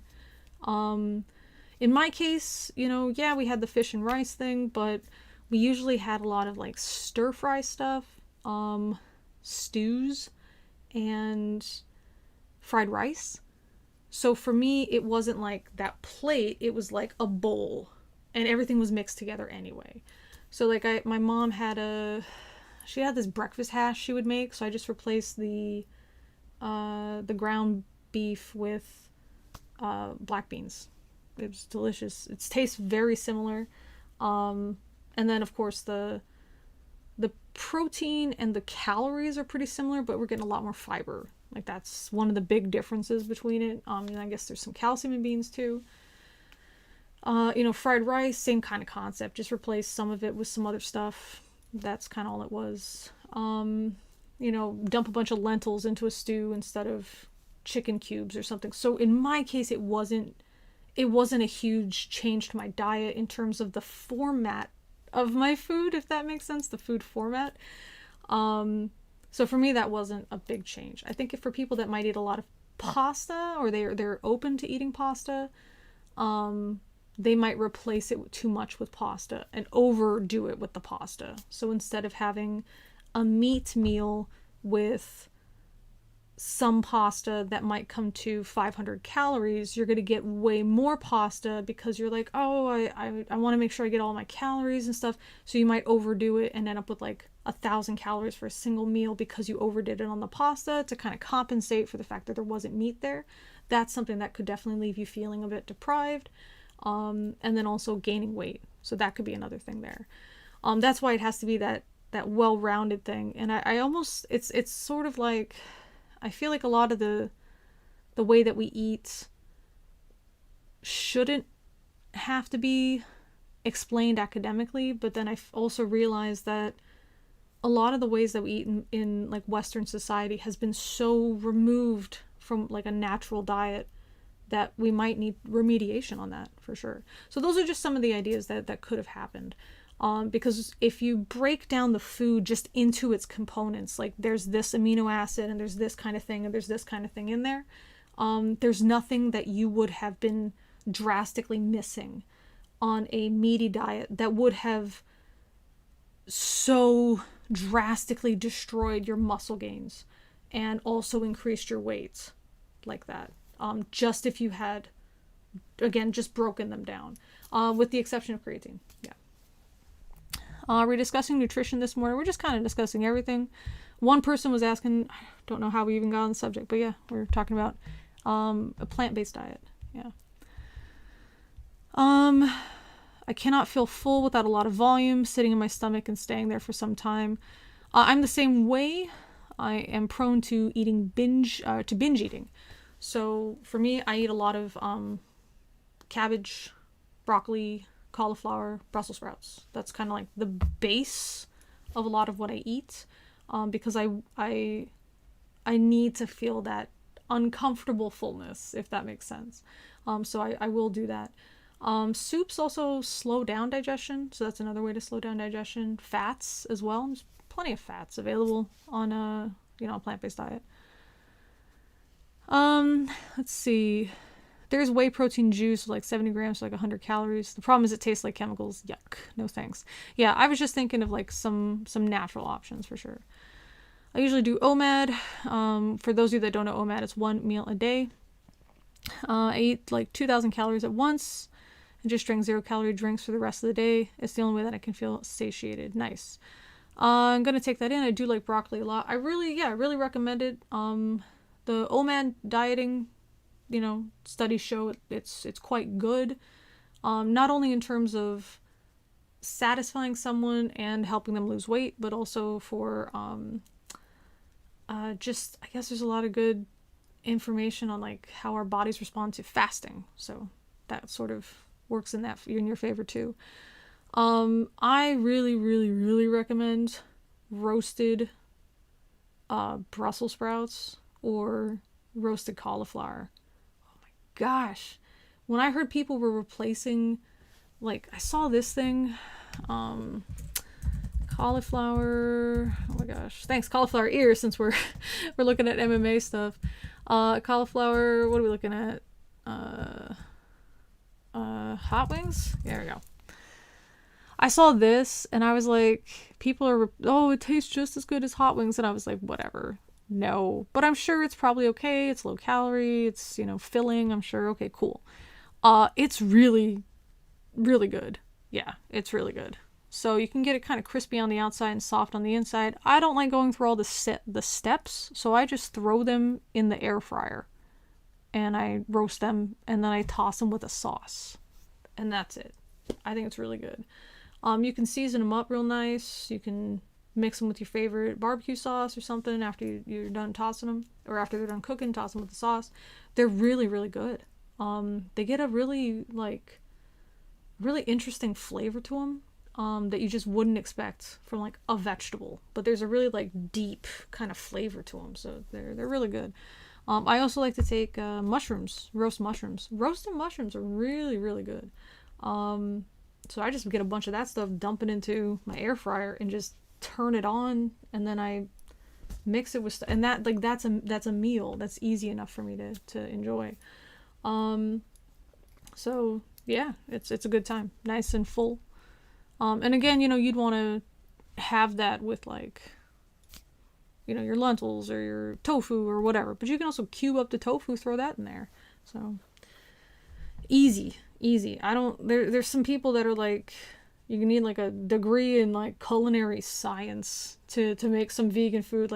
Okay, cool, but I don't have that kind of time or desire. I'm just gonna put a bunch of frozen vegetables, and that's why I buy all these. Oh, there's a bunch of cauliflower the store's gonna throw out, so they're selling it for 50 cents a head or something. I just buy all of them, as many as I can carry, and chop them up, put them in the freezer, and then when I'm hungry, I just put them into my air fryer, close it, wait 10 minutes, and I'm done. It's so simple, it's so cheap, it tastes good, it's healthy. Yeah, it's just really easy. I'm peeing too much. I think I damaged myself internally from creatine supplements. Aside from protein, creatine is the best research supplement. I'm not sure if it would be able to do that. But I will say creatine pee, that's a smell. That is a smell. So,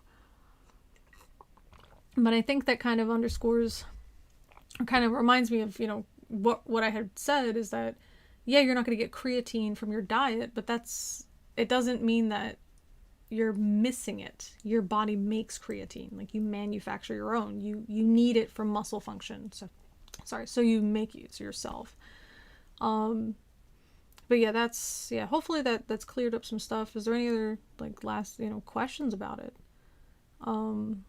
Again, I'm not telling you have to go vegan or anything. But I am saying it is cheaper and it tastes nice. It's very healthy and it's better for the environment, Yeah.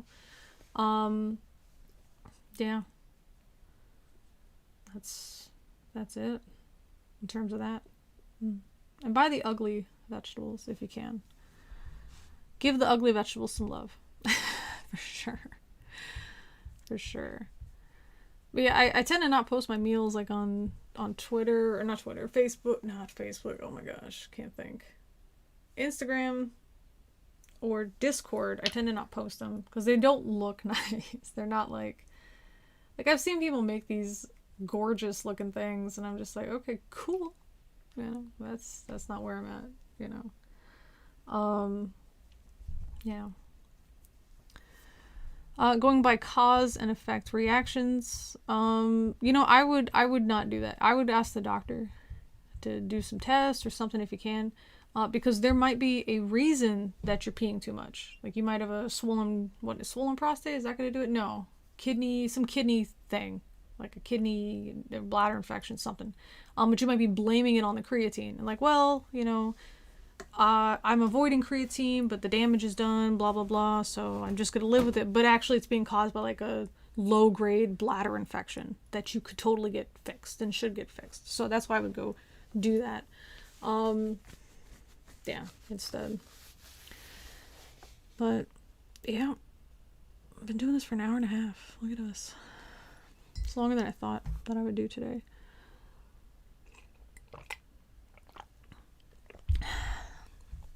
There was somebody made lentil burgers, I remember.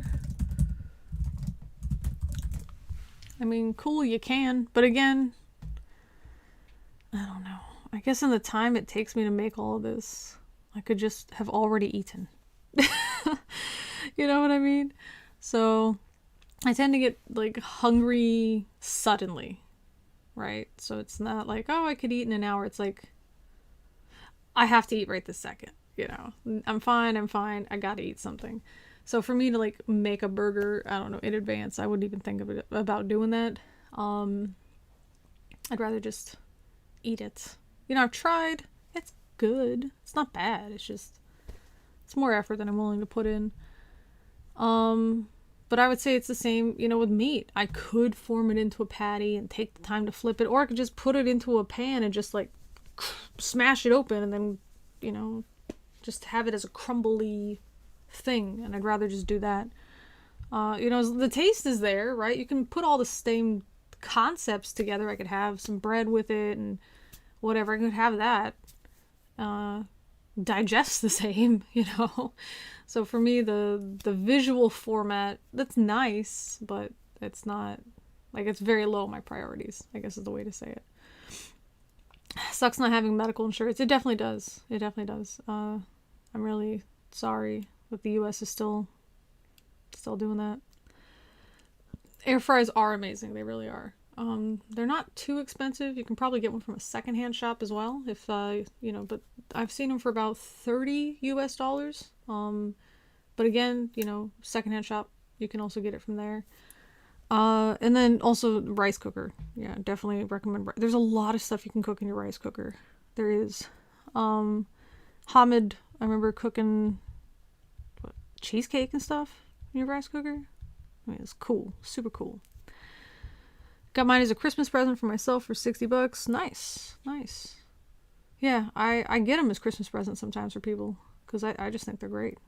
I bought one for my cousin recently because they were talking about, I don't know, something. They had asked me like, hey, any ideas for quick, healthy meals that taste good for my kids or something like that. And I was like, yeah, blah, blah, blah, blah, blah, air fryer or da-da-da, air fryer or... And they said, well, we don't have one. I said, well, let me buy it for you because you should try it. And I just like, just try anything there. Put the chicken nuggets in there. Put the French fries. Just try it. You'll just love it. By the way, chicken nuggets are super processed, so vegan chicken nuggets, they're like the same flavor. You go for that too. I'm trying to think of anything that was vegan. The only thing that's vegan I've made was like a vegan ricotta.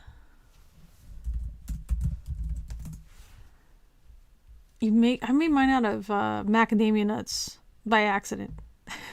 I was gonna use them for something, so I had soaked a bunch of macadamia nuts, forgot about them, and so like the next day, they smelled like cheesy, and so I made ricotta cheese out of them. I was like, oh, let's do this.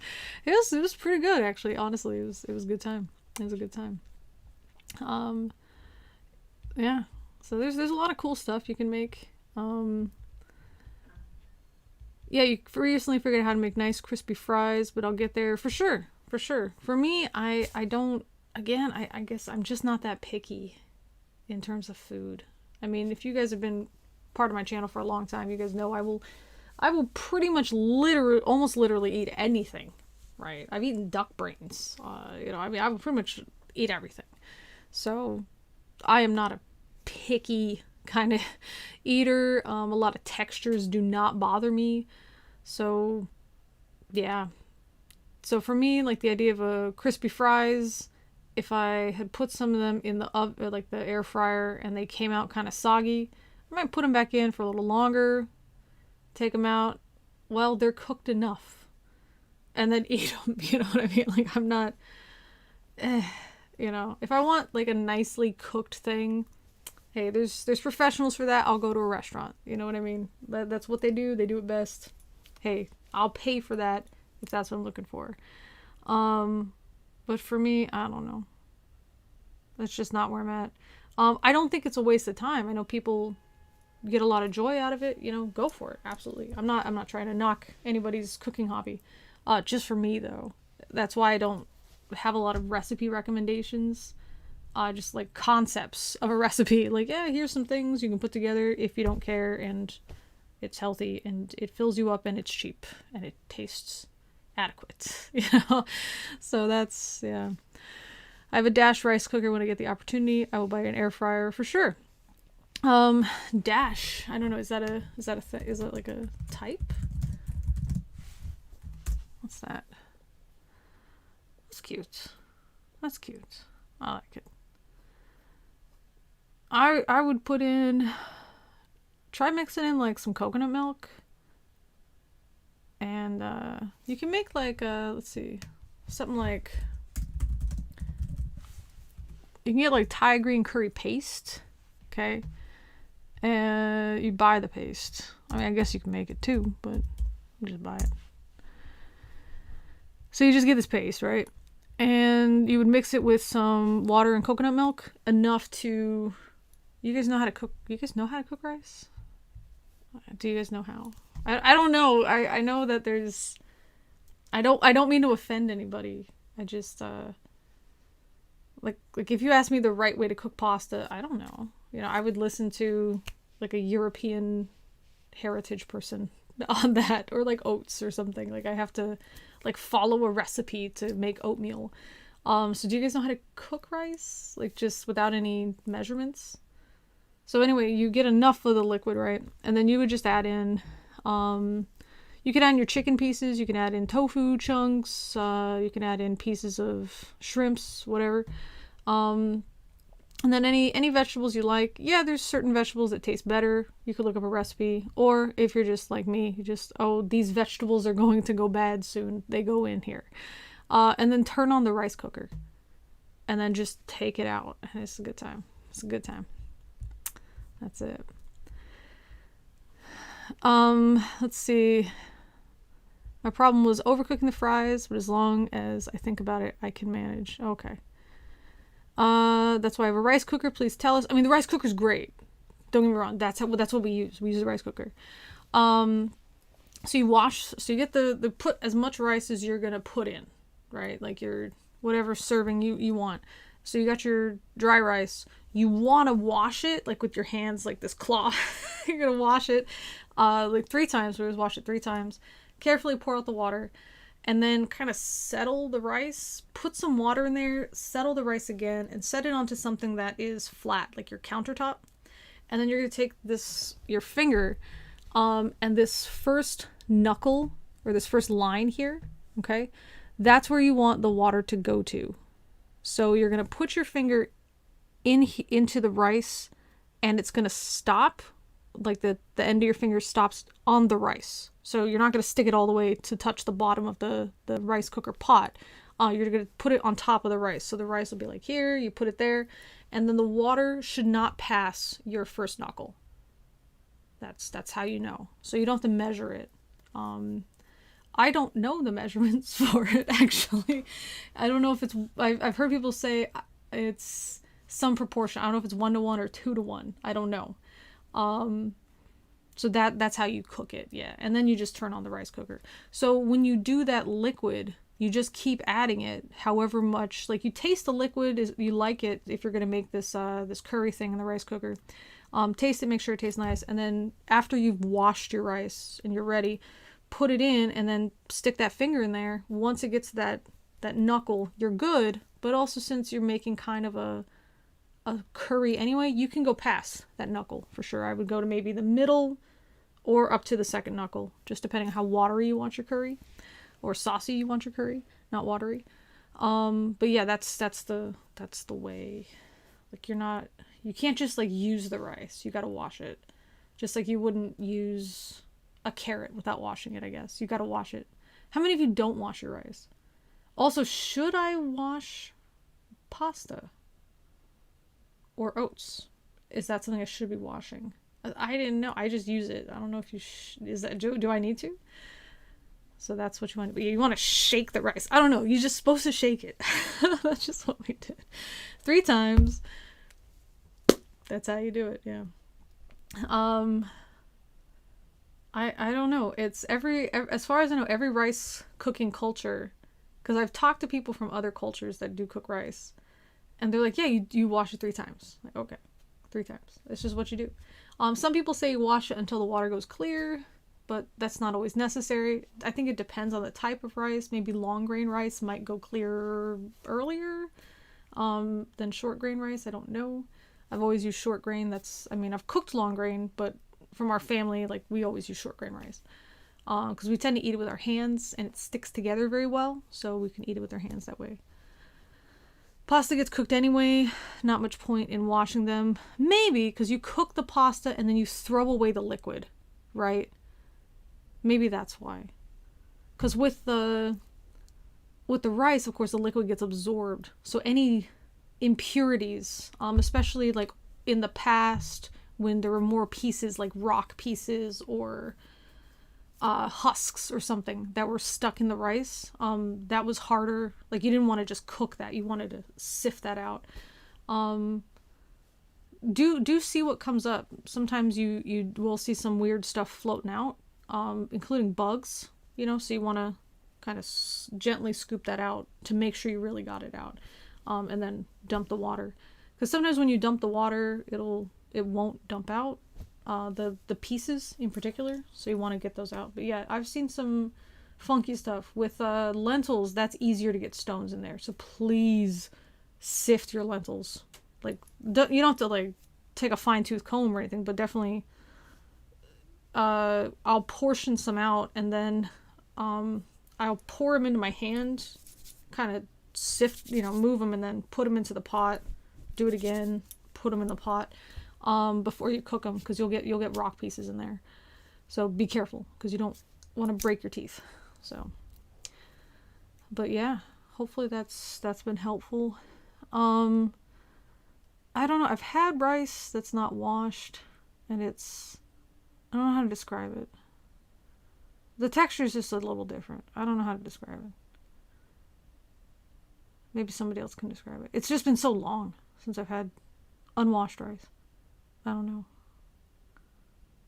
Yeah. And it tastes very different. I don't know, parboiled rice. Have you guys had like the minute rice? I don't know if there's an equivalent outside of the US.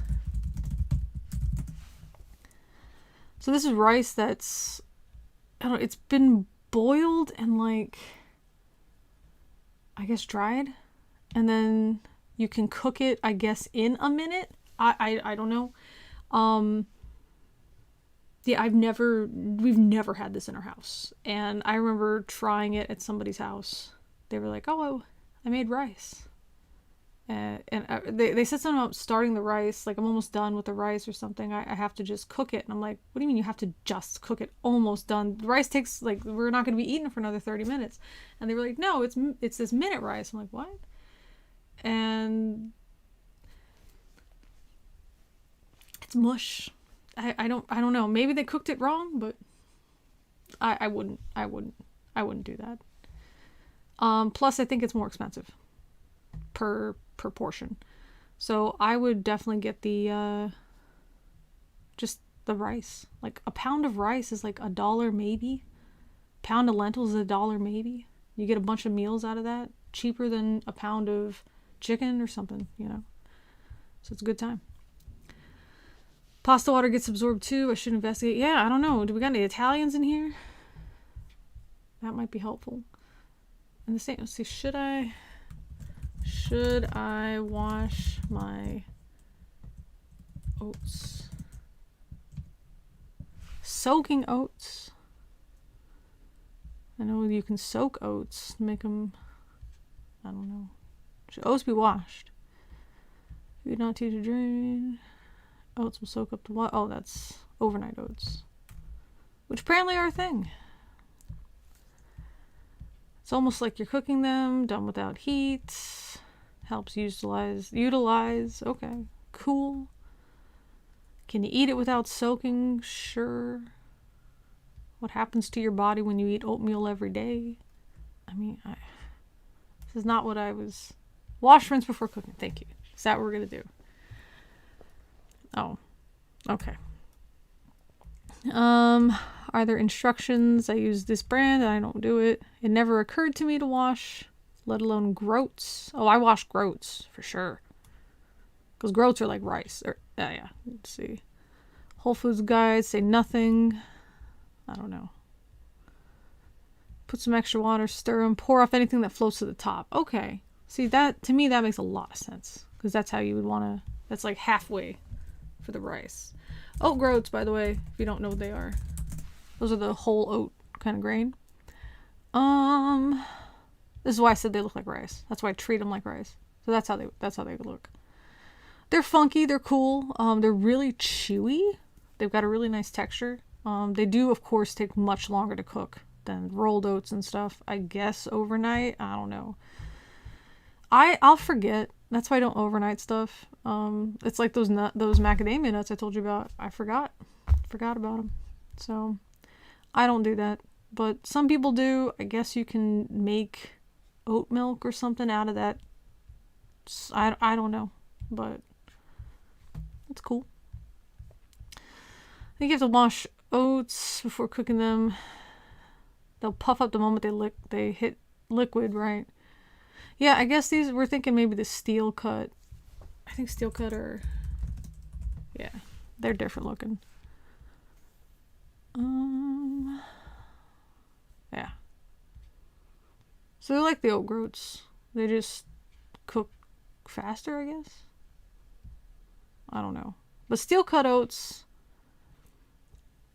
they're I don't know. I'll see them and it's like a package might be $8 or $10, $6. But then you get the package of just like the ones that aren't even cut, just the oat groats, $2. So it's cheaper. I go for the cheaper ones. It's the same, you know. You got McDonald's money, you know what I mean. We got oats at home. That's just how I see it. I know for other people, the time and stuff might matter more. It might make more sense to them to do that. Just in my case, I default to the cheaper one for sure, always. That's just something to do. Same with the superfoods, by the way, like acai berry or something. Oregano. That's loaded with antioxidants too, you know. That's what's so frustrating about. I was talking to my brother today. We were talking about the coronavirus and just how different it is, because he lives in the U.S. and I thought he described it a really good way. He says it's sort of like being in a tumbler dryer, where you're hit and just bounced around on all sides by all of these like really extreme views, compared to me where I'm in Korea and we're just kind of on the outside looking in, wondering what is going on. The rest of us are not freaking out. We're not like shutting down the economy. We're making money. We're making advancements. We're making, changing ideas, and, it's cool. Like it sucks, but we're not destroyed by it, right? And yeah, it was just really interesting to kind of see that, from the outside looking in. And I forgot where I was going. I was going to say something. We were talking about oats. Oh no, I totally forgot what I was saying. The nice thing about being a teacher is I know what I'm going to teach that day. I have a plan. If I had to just like wing it every day with migraines, impossible. So I like having like a plan. I know what I'm going to talk about. What was I saying? Outside looking in. Oh, being I was telling him, in the US it's like you like I gotta close my eyes to make sure I don't lose it by being distracted. Everything seems to be sensationalized, right? It's like, oh, we're all gonna die, or no, we're not gonna die, and oh, blah blah, and this, I was telling him about the long-term, like long COVID, I guess that's what they're calling it, those long-term effects, like we noticed from SARS-1. And he said, so you're telling me that everybody's going to get that? Everyone who's had COVID is going to get that? I said, no, it's not everyone. It's just you don't know if you're going to be that person. And that's actually the more dangerous thing. Yes, the death rate is higher than influenza. And yes, we should care about that. But it's not as high as like some strains of Ebola that kill 95% of the people that get it, right? It's, and I said, that's what is so sad about this, is that you don't need to sensationalize it. The actual information is interesting enough on its own. The science is exciting enough by itself. Why do we have to sensationalize it? And I feel the same way with like our diet, with the food. You know, we want to sensationalize things like quinoa and all this other stuff, and oh, acai berry, it's loaded with antioxidants, but I mean, so are blueberries and eggplants and oregano. You know, you don't have, and it gives people this, you know, misunderstanding that if they want to eat healthily, they have to eat only certain foods, a limited diet, an expensive diet.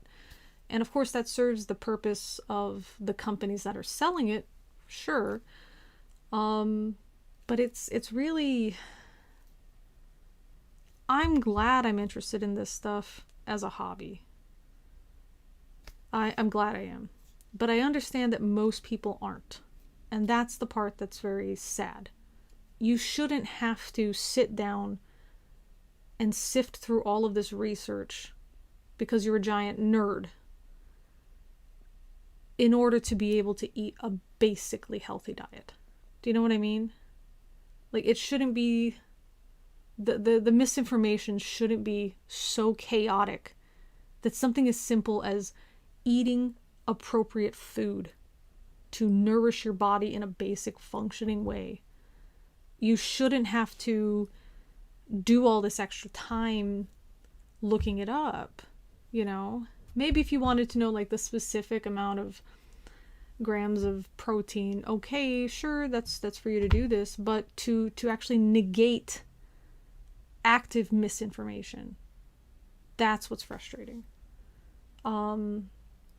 That's what's frustrating. Yeah. I mean, even some of the stuff with the vegan diet things, there's an expectation that when you switch to plants, there's an expectation you will get weaker. And instead of saying, hey, I wonder if I'm missing anything in this diet, we say, it's that damn vegan diet. I gotta go back to eat meat because there's just something about it that's just inherently better for human physiology. And it gets kind of perpetuated by that, not only by just everybody pushing that, you know, and the government saying this is part of a recommended intake and stuff too, but even like social media people that want to kind of cash in on that that myth. They kind of want to cash in on it, make it seem exciting. So they do these vlogs, you know, where they're like, oh, I went vegan for a week, see how it changed my body. And so they go and then like oh, I feel really good. Then I feel, then I feel, oh my God. And then they come back after a week to eat meat and suddenly they're like, oh, it's so good. And then like they'll film another video 6 hours later in the middle of the night, like, you know what, I just have so much energy, I feel like just me, oh my God. And so it gets into, even if we think, oh, this is just some idiot doing this for views, it gets into our subconscious, it gets in there. And so when we think, okay, how do I go on a vegan diet, I want to try it out, there's already that heavy expectation that it's gonna cause a lot of problems for me. I'm going to get so weak that I can't handle it and all this other stuff, right?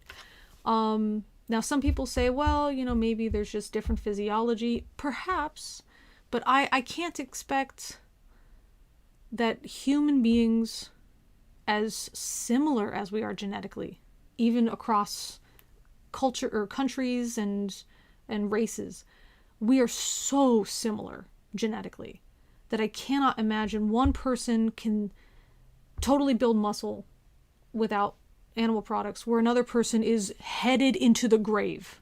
Like we're not that different. You know what I mean?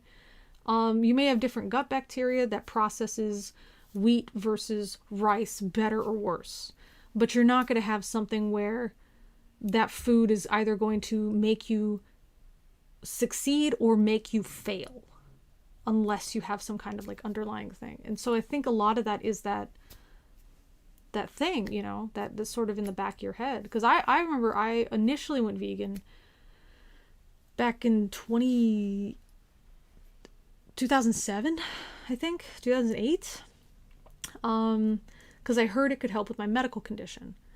And I had so wanted it to be true that I told myself it was.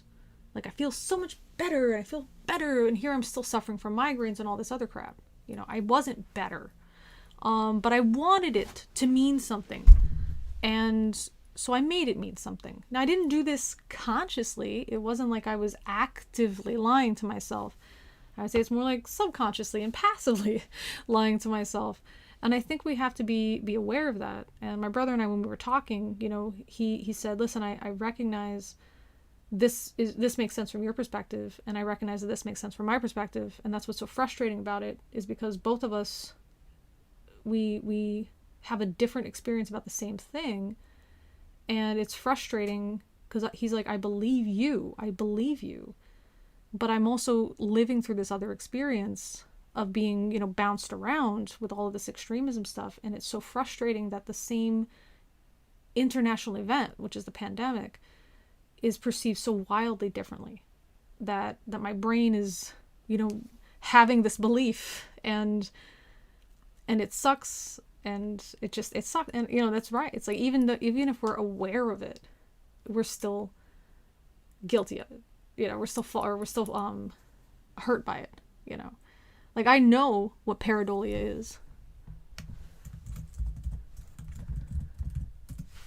I think most of you do too. But you tell me that doesn't stop you from seeing a face just because you know what it is, right? You can still know what this is, but you don't suddenly lose that perception that this is a face. You know it's not a face. You know it's definitely not alive. But just because you're aware of it doesn't mean now the only thing you see is, well, there's some kind of knot and a piece of wood and another knot, and you cannot see a face. You know what pareidolia is, but you still see a horse, right? And I think that's the problem. We all know what the placebo effect is, and we still can be victim of it. I think it's cool. You can make it work for you in some ways, but wow, it works for you in some negative ways too. So, we learn things about oats. We do. I don't think you have to, let's see. People seem really selfish as a whole in the US. I think that's the freedom. I think that's it. But I also think the US was, in a lot of ways, kind of started like that. But I'm not saying just the US. Other nations too. But this idea of, well, I don't like the religious situation here, so I'm going to go over here and just do it myself. Oh, I don't like taxation without representation, so whatever. I'm just going to make my own thing. And then even during the Revolutionary War, pretty much the only reason the United States won was because France did it for us. Oh, but we're the winners. We're the ones that did it. We did it. Us. Ha ha, France, you're stupid. Ha ha ha ha ha. France, a bunch of surrender monkeys. Ha ha ha ha. They're the ones that won the Revolutionary War for us, We believe that all people are created equally unless you're female or not white. We want to say this, but, too bad to everybody else, right? It's my thing, my freedom, my this. And there's a benefit to that in some ways, right? Because living what you feel is your best life is awesome, isn't it? If your family tells you, hey, you gotta grow up and you gotta be this thing, and you're like, that doesn't fulfill me. I don't feel like becoming a doctor. I want to be a musician. I want to be a librarian. I want to do, you had that, yeah, I can do it, and make yourself happy doing it. And that's awesome. Totally should be able to do that. But it starts to become a problem when, well, I don't feel like wearing a mask suddenly does affect everybody else around you, right? And I'm not saying that never happens in Korea. One of the things that bothered me the most about Korea is you go to work sick. And most people, they're just working. They don't wear the mask. You can do that. And that's, that's fine. But like when I would go to work sick, they would always tell me, take my mask off, because we want the kids to see your mouth for the pronunciation aspect of it. Okay, but I don't want to make the kids sick. Well, you should just take off your mask. Okay. You should be at home resting. I had a student die because they came to school sick. Because they didn't want to stop, you know, mom and dad. And I'm sure it had their own, I mean, they've got their own family dynamic and stuff. Just stay home. Get help, you know? What the heck? So that I definitely don't care for. I don't care for the pali pali, which is like, oh, everybody's got to be rushing. I say that it causes a lot worse driving here, because everyone's like, I'm the most important. I got to be here first. It's interesting because I don't know. And there's also this aspect of, well, we're so crowded together in some places. It's inevitable that you're going to bump into someone. So when you do, nobody apologizes. And when you're coming from a culture where you're not that physically close, where if somebody bumps into you, you do apologize, it is hard to deal with at first, because that's like how people try to start a fight, right? And so that's what your perception is, that when somebody shoves you, they're ready to start a fight with you. And so you turn around ready to just like attack this person, and they're focused on their phone. They're not even aware of you. And you remember, wait a minute, I'm not in the US, you know, they're not shoving me to send a message. We're just so physically close. But you still get that spike of adrenaline. And it's very, because that's how you were raised, right? I don't think you can tell yourself not to do it, but that physiological response, I don't think we have any control over. You know, so that's there. It's different in Japan. Like, people don't try to do that, but in Korea they do. You know, they'll shove into subway cars and stuff, and that's anxiety attack right there. Anxiety attack. Can't. If there's a bunch of people on the subway and there's a big line, I wait. I just wait. If I'm the first in line and I see the subway has come and there's just a ton of people on and almost nobody steps off, I step to the side. I will not get on that subway. So everybody else behind me literally pushes like this to get in. I just can't. Right? I just can't. That's not something I'm used to. That's not something that's great for me, but everybody wants to do the same thing. We could increase the amount of subway cars. I think they should, but they don't for whatever reason. So that's like a negative thing for that collectivism kind of thing. We're all just going to go, so there's no personal space, right? But I definitely feel like, yeah, the US tends to think it's, I don't know, it's like every person for themselves. And one thing I ask the students sometimes is to remind themselves why we live in a society at all. You know, if you want to be an individual to the point that you are willing to put other people in danger because you want to assert your individuality in that way, then go live in the forest. You know, I mean, if you're that antisocial, not asocial, antisocial. If you're that antisocial, just go live in the forest, man. What are you doing? You know, go away. If you don't want to live in a society and function with people in a society, then don't. But don't subject them to you because you just feel like that. Like those people where they shove into someone and start coughing on their kids to assert their lack of maskness. Like, oh my gosh, what? Go live alone. That's what you want. Go live alone. Go away, you know. It's embedded in the culture, but it makes you appreciate the selfless ones even more. You know what's so weird though, Max, is that we have the selfless people. That's the people that those are our heroes, you know. And this idea of the US, like, I feel it's so strange because the harder someone's Christian, the harder they try to assert their individuality, but they also say they love Jesus for his selflessness. If whether you believe in Jesus or not, you recognize there's a group of people that do believe Jesus existed as God, as an example to all of us or something. So how could you say, yeah, that's the example of the person that I should be, is as selfless and giving as Jesus, while refusing to wear a mask because you might accidentally protect somebody, you know? However, I can't say I'm 100% on par with collectivism. See, you know, and I knew somebody was going to say that. I knew somebody was going to say that. That's why I said there is a good thing about living your best life, right? Because, and I think that's another US thing. I really, really do. It's all this or all that. And when is life ever like that? Never, right? Never like that. But if you tell an American person, well, there's some, you know, there are some negatives to this thing you like, then they do like the exact opposite. Well, it's not like blah blah is so great. Nobody's asking the US to be a collectivist society, just to be cognizant that other people exist. That's all. You know.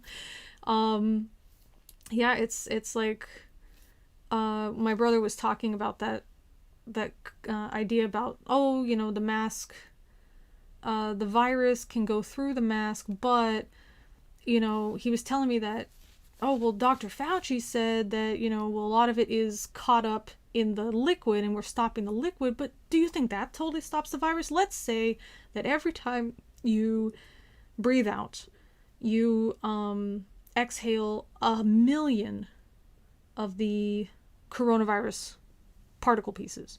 But if you're able to cover your mouth, okay, maybe you're only exhaling 10,000, but that's 10,000 from one person, from all these other people, you know? So it doesn't do anything.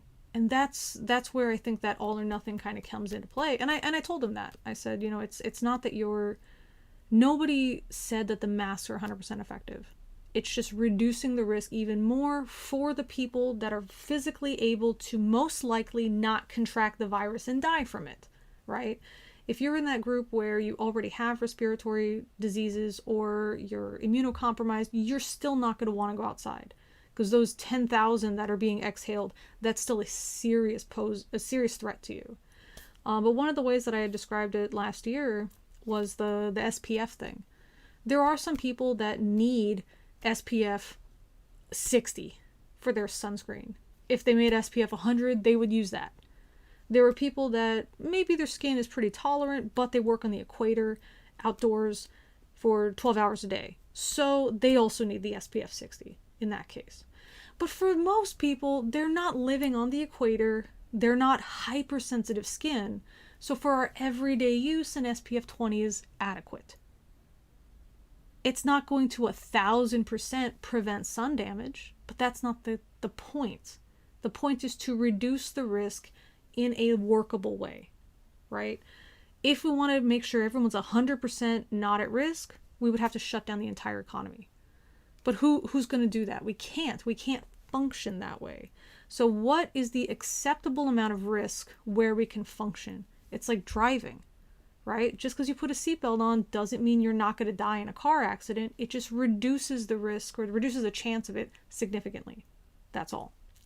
Of course, when it happens, it's still tragic, but it doesn't stop everybody else, right? And we recognize that. We recognize that we had to put seatbelts in the cars because it reduces the risk that much, you know, because cars didn't have seatbelts all the time. Especially, you know, I forget what it was in the US, in the 80s, I think. They changed it so all vehicles had to be now made with seatbelts, and then there were after a certain time, I think that grandfathering kind of went away, and you had to now outfit your older vehicle with seatbelts. You had to install them in there. It didn't make the risk zero, but wow, it made it a lot safer, right? So that's the idea. Yeah, I don't understand, because when you actually think about it, the all or nothing kind of idea, like that thinking, that black and white thinking, it really makes no sense. And it kind of makes you wonder, how did we even get in the habit of that? Everything is a shade of gray, right? There's some things like, are you dead or are you not dead? Yeah, that's black and white, right? Are you pregnant? You're not pregnant. That's black and white. Pretty much everything else is like a shade of gray, you know?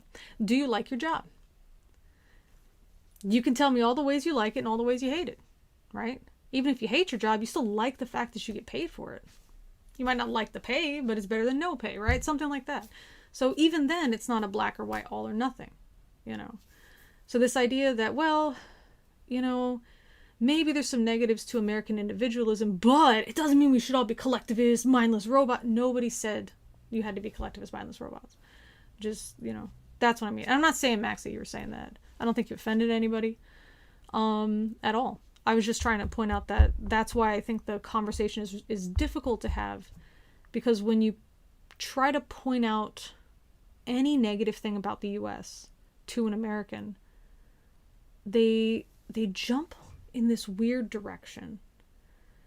I remember my buddy, who has since changed his stance, but at the time, I mentioned something about increased gas mileage on vehicles, and how in Europe they were doing it at the time. It was like, I don't know, gosh, 13 years ago or something at the time, but from when we were talking about it, they had made this thing about, well, currently all the vehicles get like 30 miles to the gallon, but they wanted to make a rule that I think by now, like 2020 or something like 2030, they wanted to make it 50 miles to the gallon. And I said, so that's pretty cool. You know, that'd be nice if we did that in the US. And he said, global warming's a lie. And I said, well, what?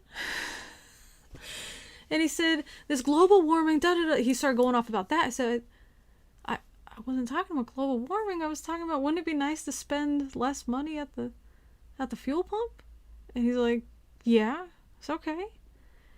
And even if global warming isn't real, you know, because before we like really called it climate change culturally, we called it global warming. You know, even if it's not real, it still makes local pollution, and I get, you know, migraines from that. I would just like less pollution.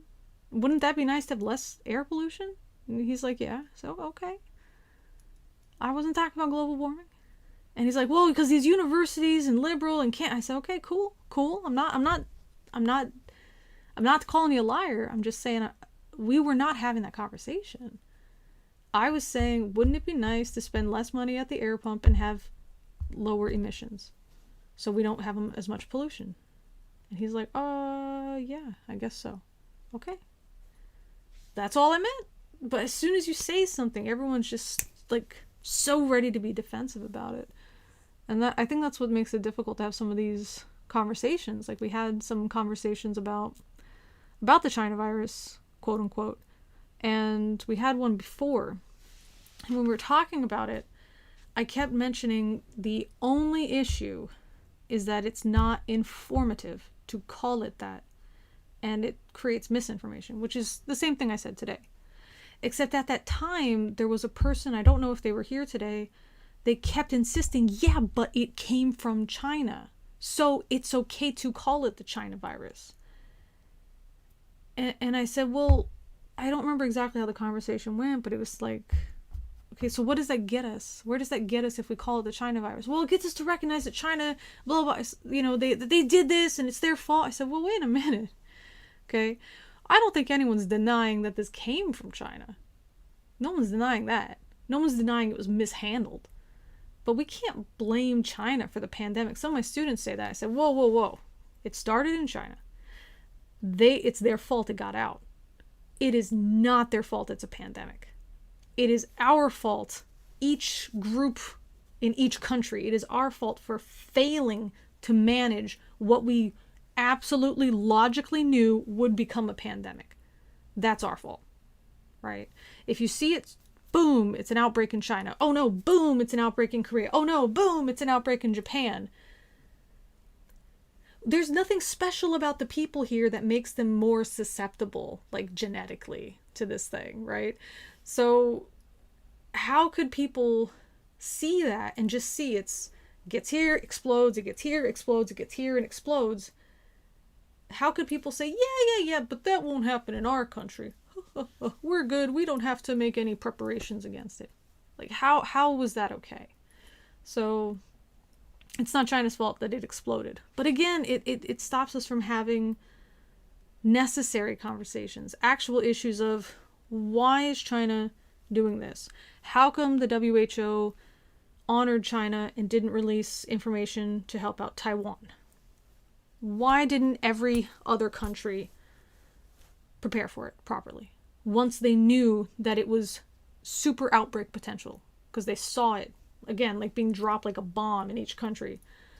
Why didn't they do anything to prepare for it? Why didn't they prepare properly? You know?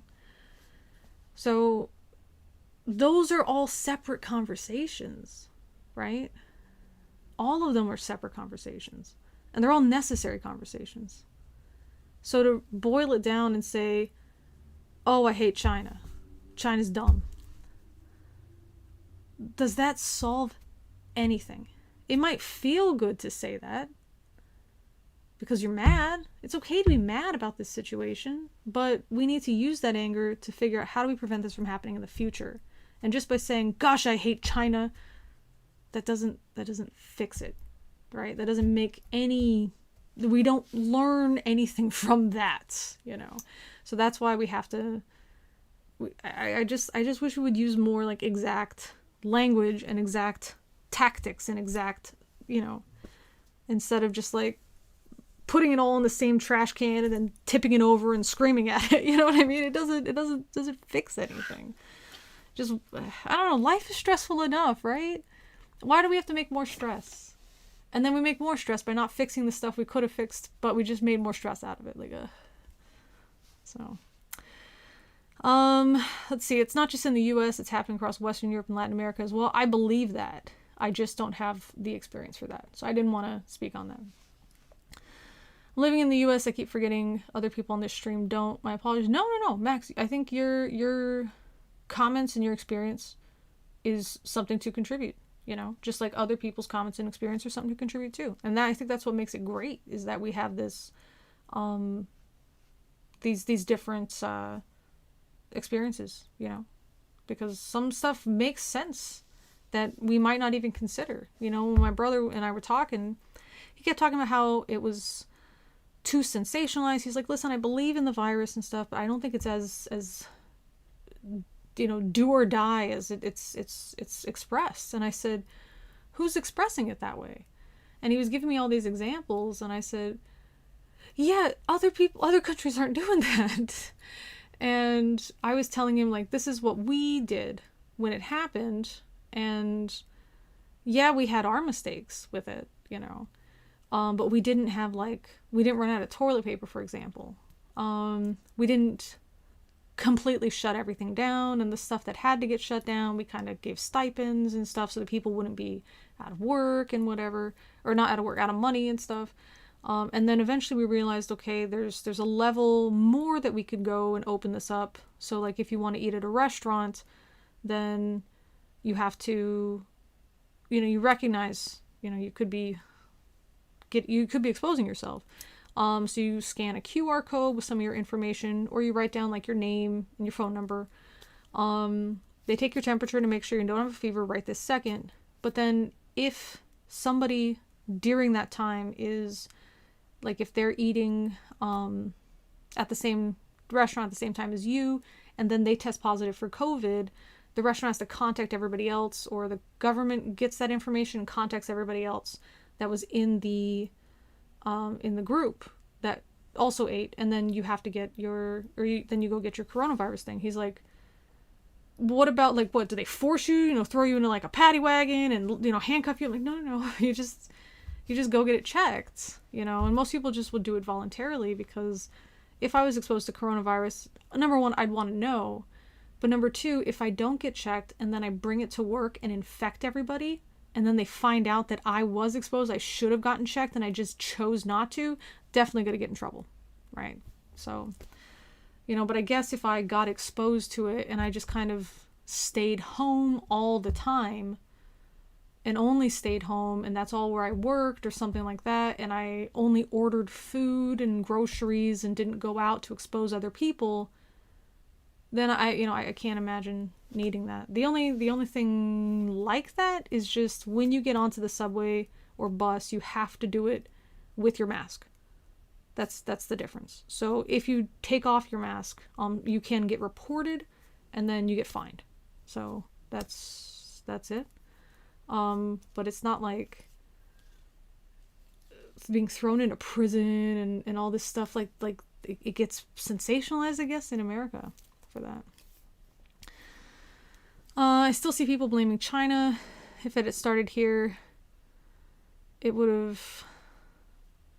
if it started in the US, it would have happened... It would have likely happened that way. Yeah, I don't... Again, you can blame China for not containing it in China. And that's a conversation that needs to be had. But so is the fact that we saw, like, we being a US group, right? We saw it coming and didn't do it, right? Didn't protect against it.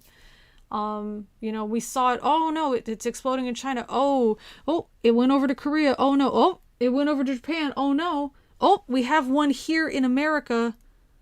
Oh well. Like, what? It won't be bad here. Oh, only 15 people or something will get it here. Then everything will be okay. We do not need to take any, like, how could you see that it's exploding in every country where it's identified, and then you identify it in your country and just be like, oh, it probably won't explode here. Like, how could that be like that? So that's why, like, we can get mad at China for not containing it, but to blame China that it exploded in the US, no, that's the US's fault. What's the topic today? Well, just anything. We're just kind of talking about anything. We're talking about,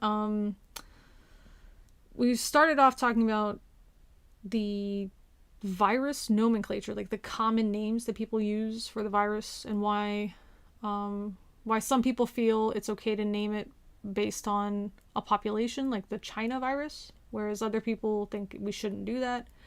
And we're back on that topic. Yeah. We were talking about vegan food and I forget what else. Something else. And Heaven's Gate. We talked about castration. So a lot of interesting stuff. I was sent home and had to take a real test after my rapid test was inconclusive. Good of my job to send me home, honestly. Yes, it is. It is good that they sent you home. Swedish conspiracy theorists and right-wing nutjobs had a big demonstration in Stockholm. Let's see if we can find it. Let's see what it's about. Sweden, right-wing Stockholm demonstration. Oh.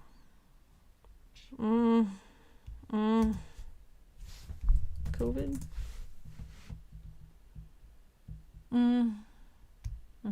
This must be something about this.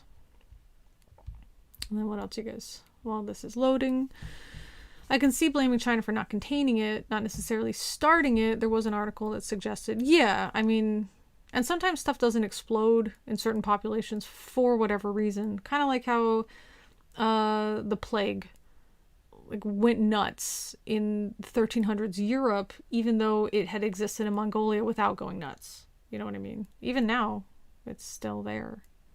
And people died from it in December 2019, by the way. But the nice thing is we have treatment for it. Yeah. I was thinking more like the blaming of excuse me. Blaming the people of China for the decisions, for their government's an ugly thing. That's also true. Yeah, I told that to the students because they said the Chinese. And I said, well, we want to say Chinese people, right? But also, do you think it's like...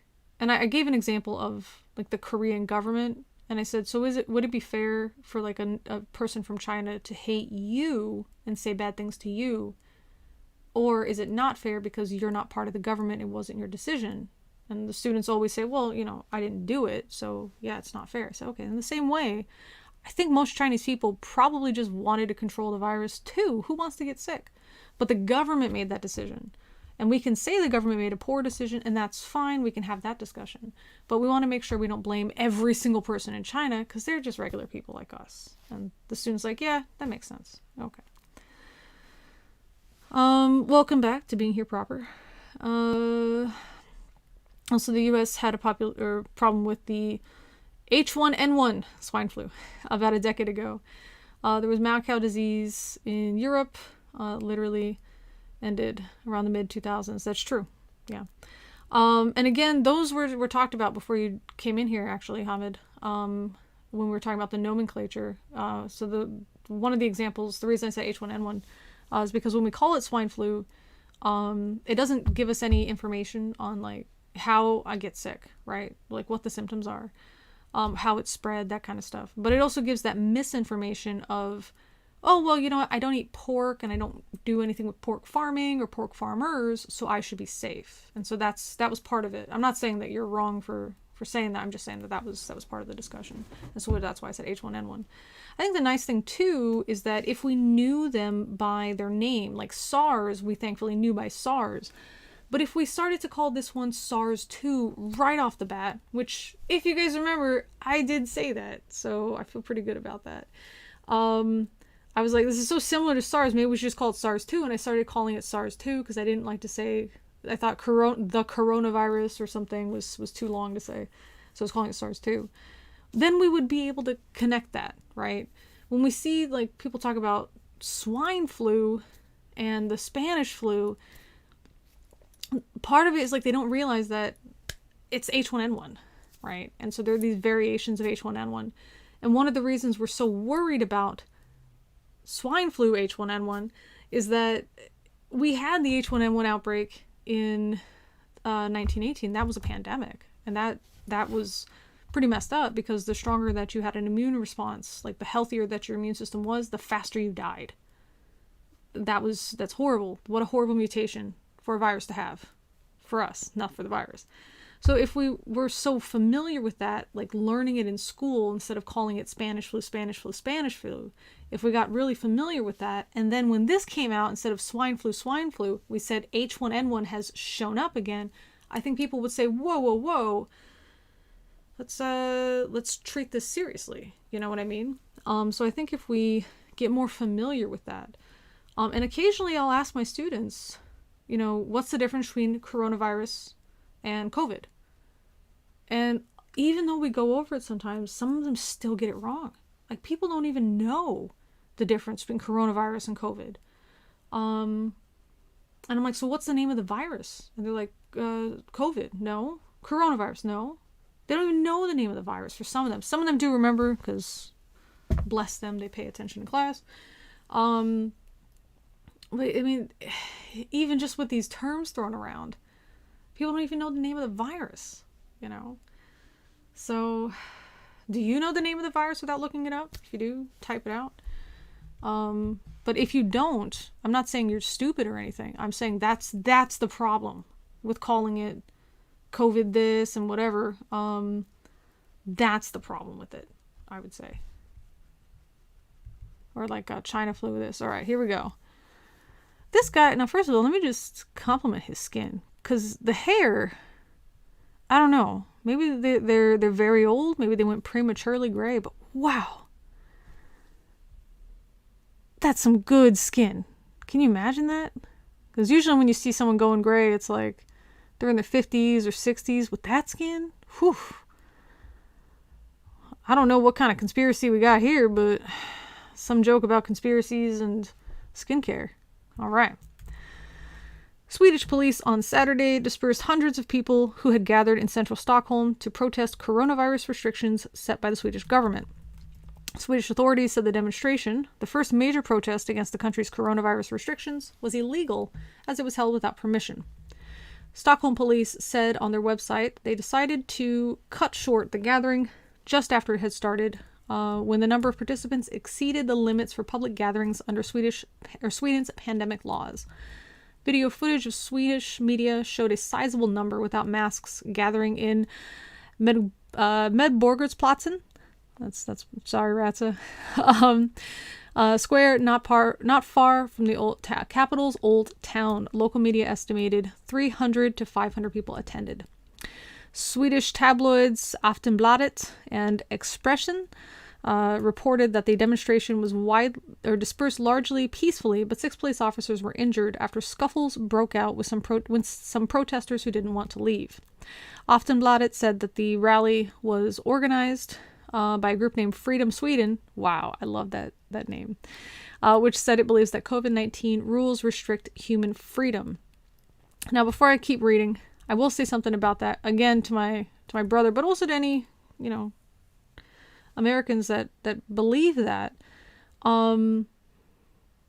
As I hear people in the US having to endure more like stricter and stricter lockdowns because the virus is not being contained, they're talking about, well, it's still my freedom to wear a mask and stuff. Meanwhile, I'm wearing a mask here and enjoying the freedom to go out and eat at a restaurant or physically go to work. So which one is actually restricting freedom? It's definitely not the mask. It's people being so ridiculous about it that they're not containing the virus and now they're forcing the government's hand. It's, again, I think I talked about this before. It's like with little kids. If I tell you guys, wash your hands, wash your hands, wash your hands before you eat the cupcake, you're going to show up and eat the cupcake. Cool, no problem. Everybody wash their hands, not a big deal. But then if 2 or 3 students started showing up with like these filthy hands and touching a few of the cupcakes before they grabbed one and decided on, oh, this is the one I want, and they ruin these cupcakes for the other kids because now they're like covered in mud or something. Now and I'm going to say, okay, guys, really, really, really gotta wash the hands. Try again tomorrow with their cupcakes. And those students, again, make a bunch of mess on it.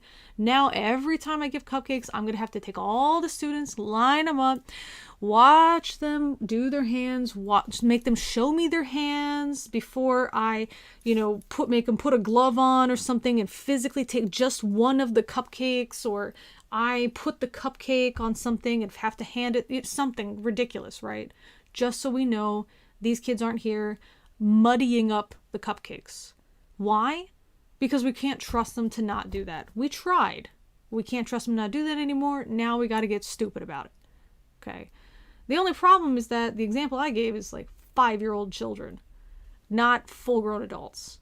And so when full-grown adults start acting like 5-year-old kids, ouch, hard pass.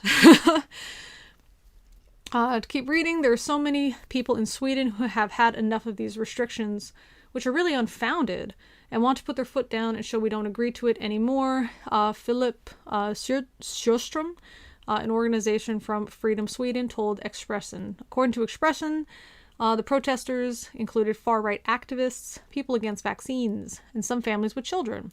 In the beginning of the pandemic, Sweden, unlike most other European countries, opted to keep its society largely open with few restrictions, but the government has taken substantially harder stance in the past few months. Sweden has seen over 13,000 deaths in the pandemic, while its Nordic neighbors Denmark, Norway, and Finland, who chose to impose coronavirus restrictions earlier, have a combined death toll of 3,777. Wow. Korea, by the way, it's lower than that. And I know Sweden and Korea's populations are quite different, especially our population density. If we look at, what is it? Arirang? Do they still have that tally? That's where we're looking for the tally before. Yeah. Oh, we started vaccinating. That's fantastic. Fantastic. Deaths, 1,634. Total deaths. That's what I don't understand. How could they say that these restrictions that everybody else is doing around them that are working, how could they say, oh, it's unfounded, they don't work? That's what I don't understand. How can they look at themselves and say, oh, we have 13,000 deaths and we're not restricting properly, but our neighbors are restricting properly and they have way fewer than us. Restrictions don't work. How do they conclude that? Very, very frustrating to see logically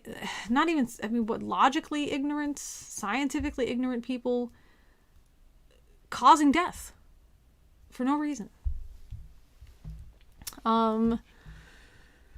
Let's see. What do we got? Gotta scroll back up. Castration.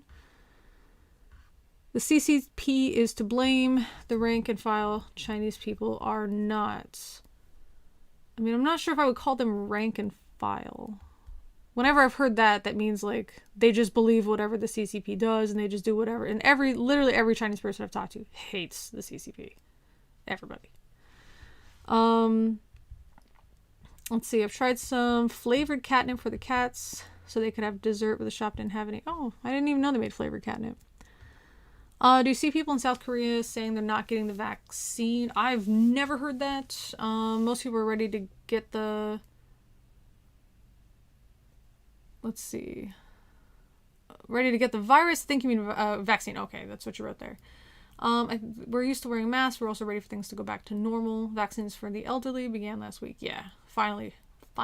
We're a little bit late, but that's okay. I haven't seen anybody say that they're not going to get it.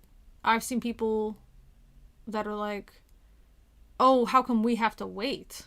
You know what I mean? That there's like the first group of people, like the elderly and medical workers that get it first. So when I explained to the students, yeah, we're later, we're going to get it later. But there's like a group of people that are scheduled to get it in February. This is at the start of February, so they were scheduled to get it in February. They were like, what? How come we have to wait? So it's the opposite. Like, they understand how vaccines work. And that's the beauty of it here. It's like, oh, we understand vaccines work. We all want to go back to life as normal. Vaccines will help us do that. Let's make it happen. You know. You accept my pronunciation. Thank you, Ratza. Let's see. In Texas, they already lifted the mask restrictions. Everyone else in the country is looking at them like they're nuts. Yeah, Shaka Slim, I wanted to talk about that too. But it was more like a numbers thing. I have it on my other computer, but basically if you look at the population versus the population density, it's something like 29 million in Texas versus about 52 million in Korea. The population density, so based on the size, because obviously not only does Texas have fewer people, but they're way bigger than South Korea. The population density is 510 people per square kilometer in South Korea versus 40 people per square kilometer in Texas. Okay. So, and then if you look at the death toll, gosh, it was like 44,000 or 444,000. I think it was 44,000 in Texas versus 1,600 something in Korea. And again, and that's that all or nothing thing I was talking about. You don't have to just lift the restrictions. We have not collapsed economically. Okay, we've had a bumpy start like everybody else, and then we just kind of smoothed it out. Yes, we want to go back to totally normal, but we're still managing, right? I don't know why they have to make it seem like, oh, this is, it has to be no restrictions whatsoever or 1,000% restriction. Like, it doesn't have to be that way. This is frustrating. I meant rank and file like ordinary citizenry. Okay, I just want to make sure. Is that what it means? Did I just misunderstand what it means? Let's find out. Maybe it's because I was thinking military. Rank and file. I always thought it was like... Okay, well, good. I learned something. Let's see. We have a high number, and that's bad. Most of us do our best. They're like the California of Europe. I don't know. They conclude by saying that the media is inaccurately reporting everything. Yeah, that's true. I've read things on Twitter and Facebook. People just completely downplaying the whole thing. Yeah, that's, again, with my brother. We were talking about that, and I was telling him about, we were talking about the death rate, and I'm like, no, it's not the death rate that's the problem. Yes, it's a problem. Yes, we're introducing a lot of new stuff because of how we're interacting with animals. We shouldn't be doing that. We got to reduce that because we have this is one of the problems we have with like working so closely with animals like that. Blah blah blah blah blah. The big problem though is the after effects of this and the fact that it keeps mutating and it can be more deadly or it can be more long-term damaging. We want to avoid that, right? But death sounds sensational. And oh, well, it's going to kill a bajillion people. No, it doesn't have to. Like, the science is interesting enough by itself and quote unquote scary enough by itself. There's no need to panic, everybody.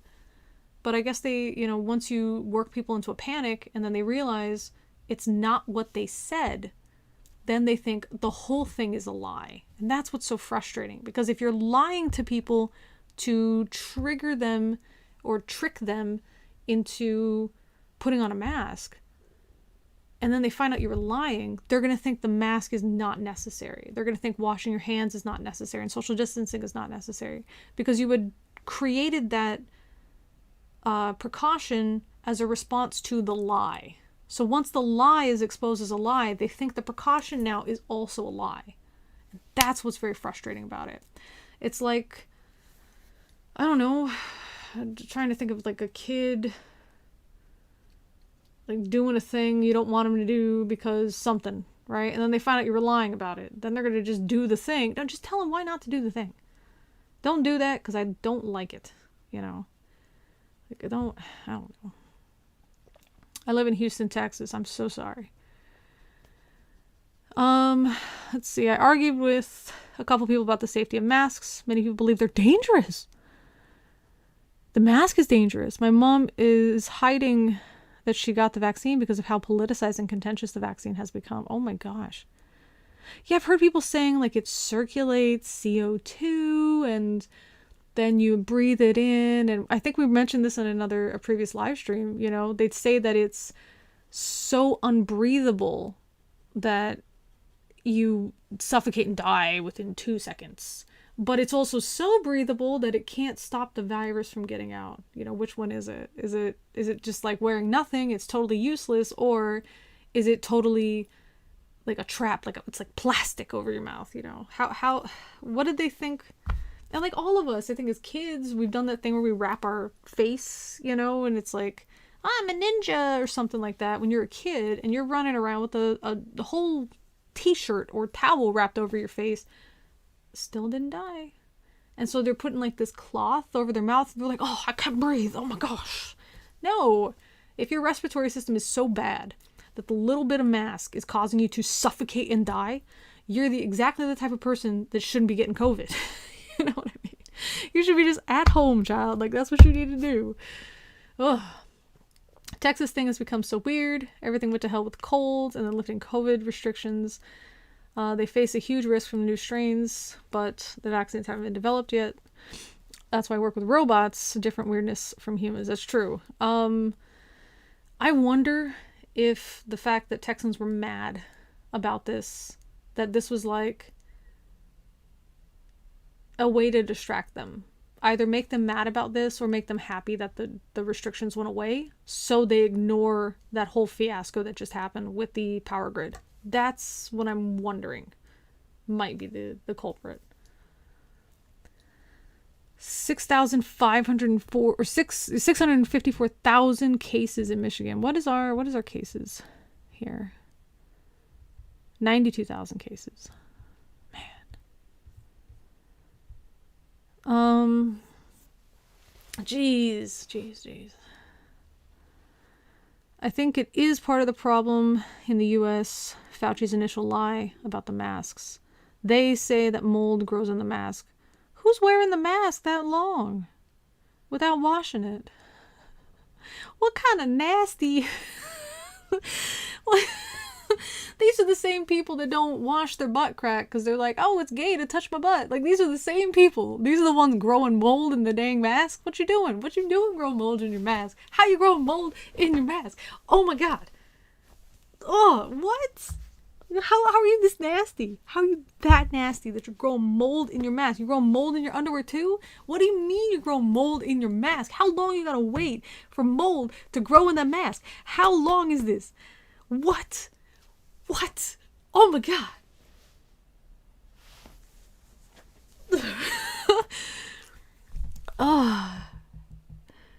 They should just wash their masks or wear their disposable ones. Right. I got they wear them that long. No, these are no, they're growing mushrooms out the butt. That's nope. You can't convince me otherwise. Anybody who says I got mold growing out of my mask, they got mold growing out of their butt hairs, I'm convinced. They are that filthy.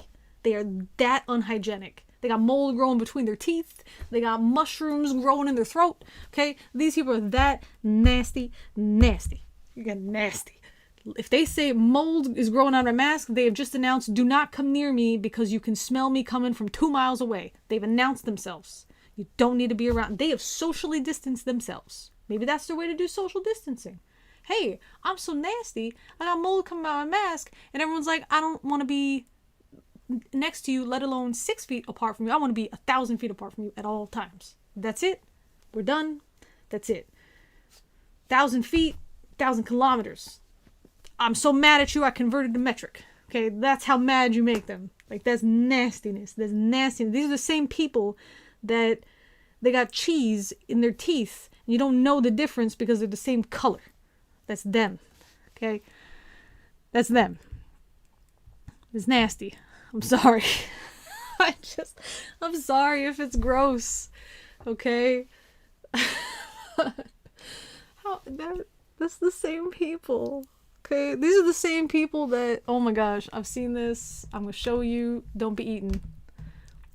What we got? What's it called? I don't know. Okay, I'm sure this might be I hope it's not an offensive term. I know it's gotta be, but I don't know the other name for it. Okay. These are the people saying the mask. These are the people wearing the mold mask. These are them. Okay. This one's got a mold mask. This one's got a mold mask. This one's got a mold mask. These are the people with the mold mask. At least sounds like a preacher talking about demon children. That's right. These are demons here. Okay, they got the devil mushrooms growing out the dang mask. Okay.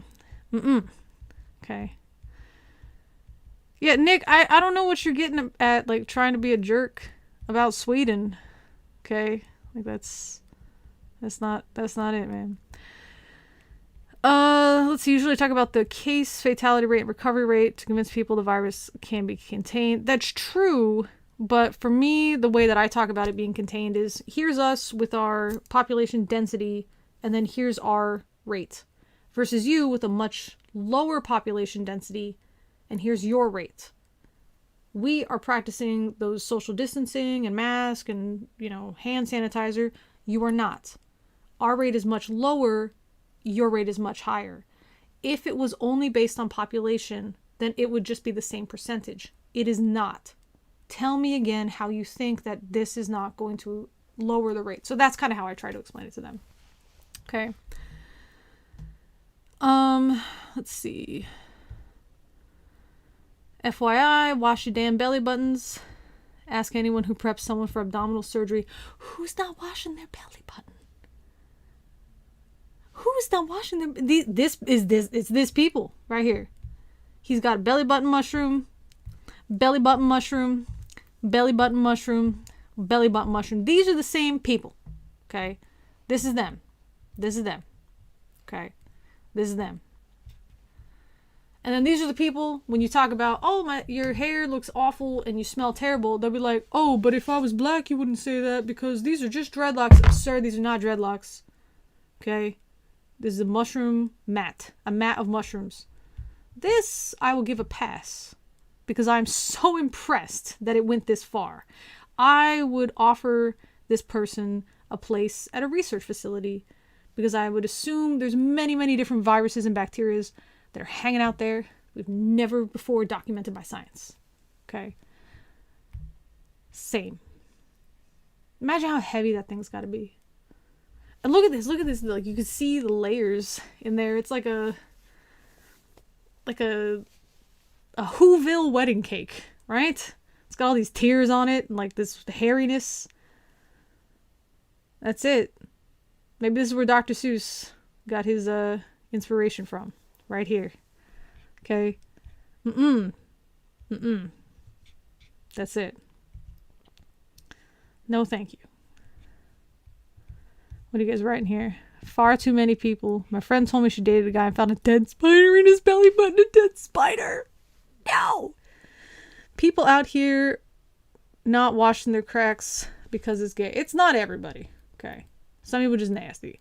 But there was this guy. Oh, I forget what it was. I think it was on Reddit or Twitter. My boyfriend won't wipe his butt because it's gay. Let's hope Safe Search saves us from this.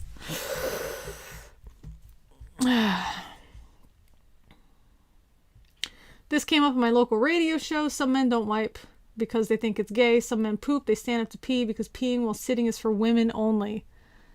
A lot of goofballs out there. My brother used to not wipe his butt. He honestly still might not. There's that dude who's been pooping in his hand because he thought that's what you're supposed to do.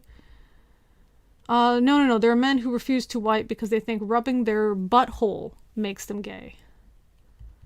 A weird part of toxic masculinity is not knowing how to poop properly. So I'm seeing a lot of people coming to support me here, but I got the sinking feeling I may be alone in this. Our toilet broke, shopping for a new one. The salesperson joked, no doubt for the millionth time, that I'll want one that automatically puts the seat down after I'm finished. I joked back that I don't have a wife, I could save money not buying it, blah, blah, blah. But what about when you need to poop? I naturally pointed out that I'm a guy, and therefore I don't put the seat down. I sit on the rim of the bowl? Several embarrassing moments later, I realized I misunderstood my entire life, and that guys do, in fact, need to use the toilet seat? I left empty-handed and red-faced. Oh my gosh. He thought that women put the seat down and that men put the seat up. And so he's been sitting on the rim, the nasty rim where he peed all over. Oh no. You know, Nick, I came here hoping to find that one post that I was referencing, but now I've been saddened. If you're a grown man and you still wipe your butt, you're not a real man. This should be self-explanatory, but apparently I have to justify myself. There's nothing more feminine than using a product on your body. Makeup is 100% feminine by the same logic, so is wiping your butt. I haven't wiped my butt in about 4 years. I've never had any issues. My digestive system is in the top 1%. This has to be it. It has to be a joke. Here we go. This must be it. No, maybe not. I found out my boyfriend doesn't clean his butt. I've tried to instruct him on how to, but he just doesn't seem to care. He said he's been washing his cheeks and letting soapy water run over them is enough. But I've learned to go in between the cheeks for my mother at a very early age. My family's nuclear has always cleaned our butts. It's just gross that his boyfriend is walking around all day with poop in his butt. Okay, so this, we don't know about the wiping, but that he thinks just letting the water run down. He's probably the same one that doesn't wash between his belly button and also doesn't move the balls to wash around him, and probably doesn't wash between his toes or behind his ears. That's the guy. That's the one. That's how you do it. These are the people. These are the maskers that have the mold. We found them. This is them. Okay? This is one of those things where you're like, yeah, I'm going to make a point and everyone's going to agree with me. And then you realize you're the one that's totally wrong. Like, man, I hate wearing these masks. They're uncomfortable. And everyone's like, yeah. And then it's like the next person, it's like, I used to buy all this makeup and stuff. And now I can't even wear my lipstick because my lipstick is in my mask. And all the guys aren't saying it necessarily. The women are like, yeah, I totally understand. It's like, can't even put on a full face. Oh, okay. It's annoying. It's interrupting my routine. Okay. You go to the next person. Yeah, it's annoying because I'm a smoker, and so I have to keep taking my mask off to smoke and putting it back on or whatever. Oh, that's annoying. Yeah. And then everyone's like, then the next guy, yeah, and then those molds you grow in there. And then everyone looks at them. Mold? What you talking about, mold? Yeah, because you got the one mask that you never wash and you've been wearing it for 6 months straight. And it started to grow mold. Pandemic problems, hashtag. And everyone looks at them again. And that's when they learn. They nasty. That's it. They learn they nasty right now. Oof. I know far too many guys, including my ex, who wouldn't wash their hands after urinating. This is gross. Didn't know I'd open this can of worms. Neither did I. Boot camp should be mandatory. Is that part of every high school curriculum? It should. Okay? Because that's all we got to do, right? You just had to, because we had the 30-second shower, so you just had to focus on the most important parts. And it was always like the parts that stink the most. That's what you had to do. Oh, I didn't care about my shoulder being washed, right? We cared about everything else that was being washed. Not my fault. You knew the job was dangerous when you signed up. I'm sorry. What? I don't know what you're talking about. Not your fault for making fun of Sweden? I knew that live streaming was dangerous because some people are xenophobic. I don't get it. I'm sorry. Wash your damn hands, or that I clicked on this and I found it, and that was my fault for typing that in. That is true. That's my fault. We went in here hoping for safe search, and then when we saw, oh good, there's no like certain things, adult things showing up, maybe this should have been safe search too. Yeah. Check Lad Bible for the guy not wiping his butt. Oh gosh. I think everybody, you know what, I was trying to find it to prove it, but I think everything now, I think everybody understands that I didn't lie about that at least. Wash your bits. You wanted people to enjoy your bits. Keep them clean. Right. Lee just sprayed tea everywhere. It's time to clean the kitchen. That's right. We don't want that tea, especially if we got sugar in it, stay in there and grow mold in the corners. Okay. Clean your rice cookers. Thank you. Okay. I feel like you should be given being intimate before someone, but some people don't care like you. Right. Right. I think about that sometimes, like Neanderthal. But then I think, no, they probably would have been smart enough to know, oh, this smells funky. I'm going to clean my junkie.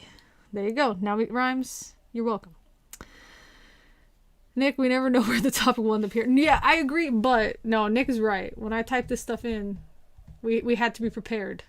Okay, we had to be prepared. I'm just going to show it to you guys because I found it before and it was excellent. Fart on thermal camera. This one. Okay, I'm just going to prepare you, right? So my students, being the brave scienticians they are, they decided, since we have this thing that checks their temperature, it's like a thing they walk in front of, so it's not the temperature gun, you know what I'm talking about? They decided, okay, I'm going to fart in front of it and then see if the temperature changes. So one of them was like recording the part that registers the temperature with their phone, and the other one loaded the fart, got it out. And we all heard it. It was the poof type, the psst, okay? But nothing changed. And I said, all right, well, you know, now we know that it's warmer, right? But it didn't register here. So some things we could do, we could get the temperature gun, right? You guys could try it that way. Or, hey, let's see if they had it as a thermal cam. So we did watch it. And they're pretty great, okay? This is pretty great. Like that. That's pretty great. Okay. But then we stumbled on this and we all died. No, it has to be the animated GIF because I need the GIF. Sorry. It has to be the GIF. It's pronounced GIF. Okay. So this is what we saw. And we were like, ha ha ha ha ha ha. Good times. Okay. So we saw stuff like that. Ha ha ha ha. And then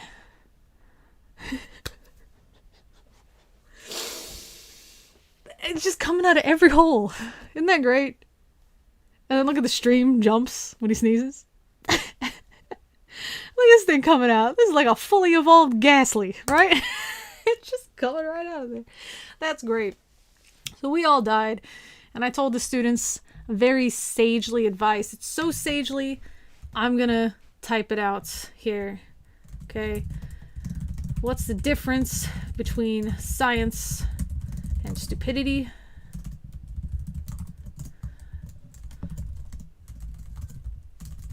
The answer, documentation. You write science down. That's the difference. In this case, it's being filmed. It's the same thing as writing it down. Okay. I, for one, tried to chat us into the realm of fun. For fun and whimsy, don't blame me. No, I mean, this is fun and whimsy right here, right? It worked. I'm dying tea all over my kitchen. What the hell are you letting the kids just rope one in class? No, not in class. Never. Okay. Unless it was like the end of the school day and I also had to go to the bathroom, so I wasn't going to sit there dealing with the ghost of farts past. It was this, when we come in, like, it's at the entrance. Yeah, so it's there. And everybody was already, you know, this is like between classes, the bell was going to ring pretty soon, and nobody was going to be having to walk through the farticles. Okay, so that was it. The worst fart offender I've seen. There's always that relative when they fart, it just leaves. It hangs there, like it doesn't dissipate. There's something going on. It's some kind of heavy gas thing. It just doesn't mix with the oxygen, okay, in the room.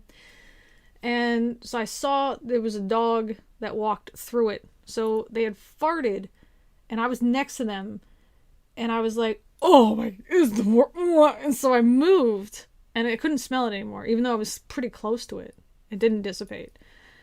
And then the person left, and I was like still like drinking my coffee or something, and then the dog walked through it, and the dog was just like walking, and then once they hit the wall, they just went like they growled at the air.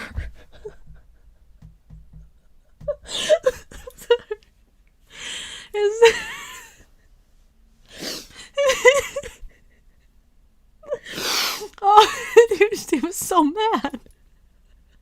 But he's a dog. He doesn't know what he's mad at. He just growled at the air. He didn't growl at me. He growled at the air because he had walked through the farticles. And then he just kept walking through. Nothing happened. It was that's the best fart story I got. That's it right there. Okay.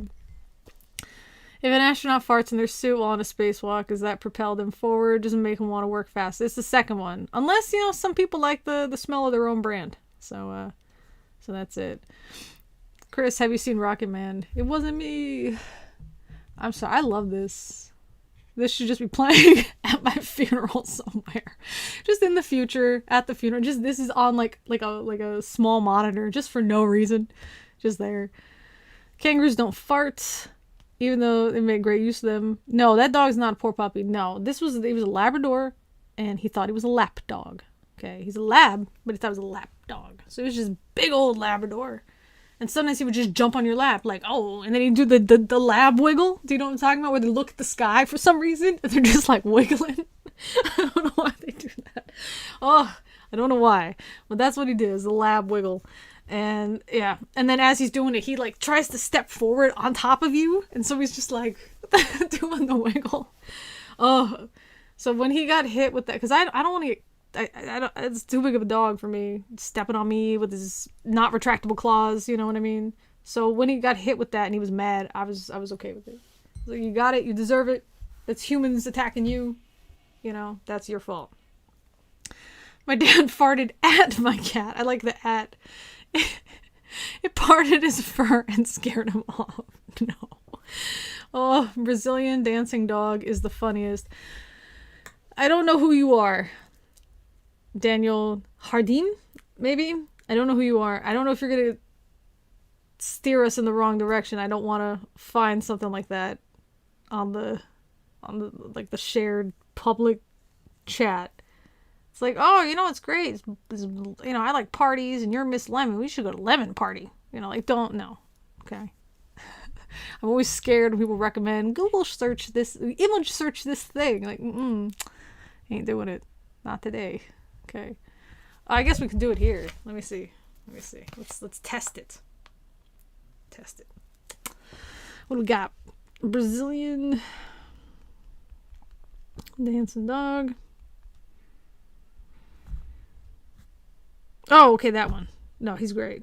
That's that great meme. Yeah, it's like that, sort of, except longer dog.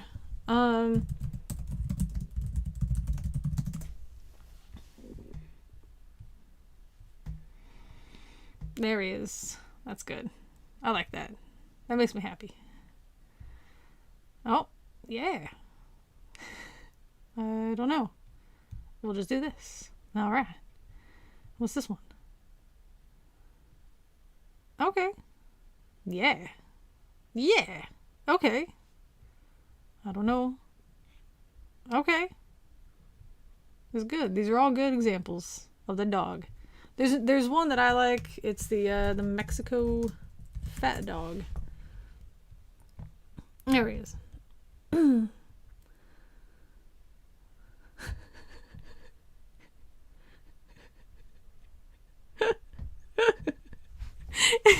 that? He can't get up the step. He tries to jump, bang, he bounces off. Oh, I love it. This is one of those things when I feel really like sad or angry about the day. Let me show, because it has sound. Can we listen to the sound at the same time? Mexican fat dog stairs. Yeah. Good. It's 7 seconds. Turn on the sound. Because the sound makes it. Hopefully you guys can hear it.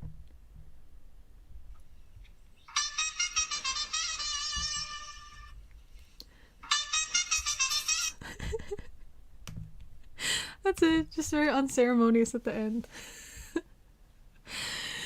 Oh, okay. Let's see. I remember this one thick pit bull that danced every time it got treats. That's great. Best fart stories. After learning how to drive, I sat down my dad's car seats. For the love of, I yelled. Dad heard me and died laughing. Happened almost every time. Why do they do that? In like it's always the leather seat in the summer, right? And it's extra warm because they were just sitting there, and you slide in the seat and you're like, yeah, it's a nice warm leather, and you just smell it, right? Long cat is long, fat dog is dead, the sad truth. My dad farting while I watched the odometer, and my watch announced he had farted for 1 mile and 1 minute. He asked if I meant literally. Yes. He laughed so hard he had to pull over. See, this is what family is all about. That's it. That's it. I guess we could watch animals being ridiculous. I like the cats saying no. That's what I like. Okay. I like them when they say no. But there was, you guys know the no cats, right? You've probably seen him. Let me see. You probably know him.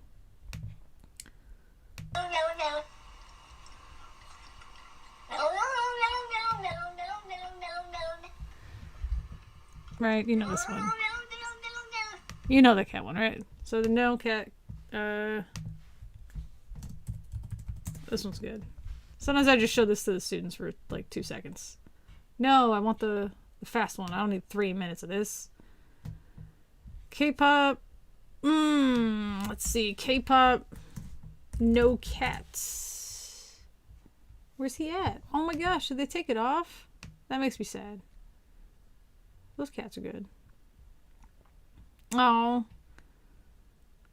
Well, we don't want to see something. Why? Nobody thinks this is funny. You holding your cat and dancing to K-pop. It's just like, oh, you know, it's like NASCAR. You just watch it to see the cat just lose its mind and attack the owner. That's all you're watching that for. No offense to people who like to watch the cars go around. Okay. But most people, of course, watch it just to...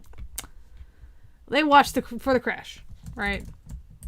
It's like, oh, exciting. Where's it at?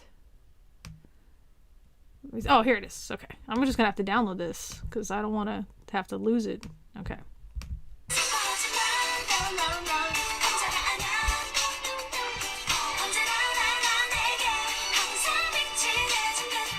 All right. Pretty good, right? My neighbors are probably super mad. So we're not going to listen to any sound anymore. Okay. We're going to listen to nothing. We're just going to do the... I don't know. What animals do you want to see? Cats being jerks. Hey, there we go. So we can just watch cats being jerks. That's not as jerky as I wanted. I like it when they like attack a baby or something. That's fun. Nope. Supercut. What? What is this ad?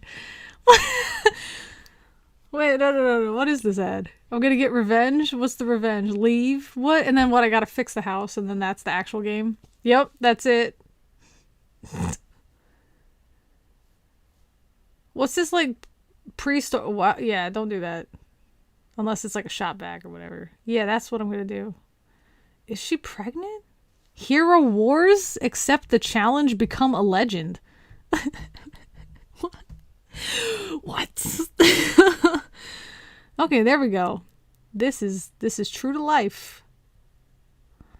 So Crook, one of my cats, he doesn't actually eat food, except sometimes he'll eat mackerel, but he doesn't eat food. So like you try to feed him chicken, all the other cats love it. He won't. So if you get food or something, it's okay to have him in the room. He's not going to eat it, but every so often he'll try to take it. And that's just what he does. Oh. Bum bum bum bum bum bum bum bum bum bum, right? That's good. I just like cats. It's a good time. Look up the furry disease. I'm still streaming. Yeah, apparently. I don't even realize what I'm doing with my life. I need to get exercising is what I need to do. I had started that and then my brother called. The cat with the deep meow. Yes, that was good. The no cat is terrified. That's the sad part about it, right? They're scaring the cat just to like get this on there. That's a sad time. K-pop, no. I mean, Nick. Actually, you know what, Nick? Can I ask, how old are you? I'm just out of curiosity. I really don't have ad block. I do, not on incognito mode. I don't know why it doesn't work on incognito mode. Oh, because it doesn't do the extensions, right? Let's see. What am I looking up? Furry disease. Oh, is that the... No. Is that the tongue one? Oh. No, it's actually furries. I thought you were talking about like strawberry tongue or something. All right. Yeah, it is. It's been like 3.5 hours. I didn't even realize. Last I looked, it was like 1.5 hours, and I thought it was maybe 20 minutes later. I just lost track of time. Is it the X-Files? Okay. I think you asked in DM, but I'm 28. Oh, okay. The reason I ask is because, I don't know. Maybe never mind. Maybe I'm just stereotyping. Maybe I shouldn't. Let's see. Summer, just Google cat with the deep meow. Yeah. If you go to the YouTubes, cat with a deep meow, it's deeper than you'd expect. That's all I'm saying. However deep you expect it, it's deeper than that. It's surprising. It's surprisingly deep. Chris, why don't you just post it in the Discord? Old people don't generally like music, and that's a weird fact. That's definitely not a fact. Old people don't generally like old music, and that's a weird fact. What do you mean old people don't like old music? Somebody told me that Nirvana was classic rock. Okay, so apparently that's old music now. I like old music. I'm very mature. Don't worry about stereotyping me. Okay, because I was gonna say that the like overly like the over response overacting to the like I don't like K-pop, so I just don't listen to it. If someone's like, hey, let's listen to K-pop, like my students are like, hey teacher, look this up, and I'm like, is it K-pop? And they say yes, and I'm like, give me a reason to listen to it. Oh, because there's like religious overtones, and I just wanted to know what you thought about it. Okay, we'll watch the music video. But if it's like, oh, because it's the new Blackpink and I really like them, cool, listen to it in your own time. Thanks for the recommendation. But I'm not like, oh man, conformists and that was me like when I was 16, right? Like, oh, I hate Backstreet Boys, they're so conformist. That was me. So in my all black with black lipstick, that was me. Okay, so that's what I'm reminded of. That's why I asked you how old you were, because that's what I'm reminded of. Yeah, or just like, oh, that country sucks. Everybody sucks there. Like that's kind of how I was when I was like a teenager. So I was just curious. Yeah. Hi Dustin. I'm out here waging jihad on things I don't like. But what if somebody did that to stuff you like? Right? There's no reason. You know why? Let me tell you. This is, I don't know if it comes with maturity or if it just comes with, I'm tired of having stress because every day that I live, my body's in physical pain. But if I don't like it, I just don't engage with it. Like the furry thing that somebody recommended, I'm sure it's funny or something. It's just not my style. So I'm not even sharing it. Right? I didn't even share it.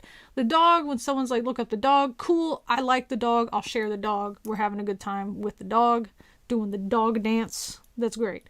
But the furry thing, I'm like, I don't like. So I didn't even mention it. Right? You don't even know how I feel. I just looked it up, and then that was kind of it. So that's what I'm telling you now is that I don't like that stuff. That it overly makes fun of it, or it's a furry thing made by furries for people that like furry stuff. It's just like, okay, whatever it is, one way or the other, it's not my style. So I just, like, I don't post it and say, everybody, let's make a fun of how stupid this is. Because I just, that's a waste of my time. We could be looking at farts on thermal cam. You know what I mean? We could be laughing at mushroom masks, stuff that I get enjoyment out of. So it's not like I'm like better or like scholarly or something. I mean, farts on thermal cam, that's hilarious. It's just something that I like better. So I would just prefer to spend my time doing that. That's all. K-pop, anime, weeb stuff, pineapple on pizza, furries, bronies, the entire state of Kansas. What you got against pineapple on pizza? How do I give people F for the day in life? What would I press for that? Weeb stuff, again, yeah, it's just... That's what they like. If I don't like it, I'm not going to go out of my way to be consuming that product. Do you know what I mean? Even in a way that's like, I hate it. So it's, I mean, obviously there's things we talk about that we disagree with, right? We talk about the nomenclature for the virus, right? We talk about anti-vaxxers. I've talked about a flat earth thing, on my channel.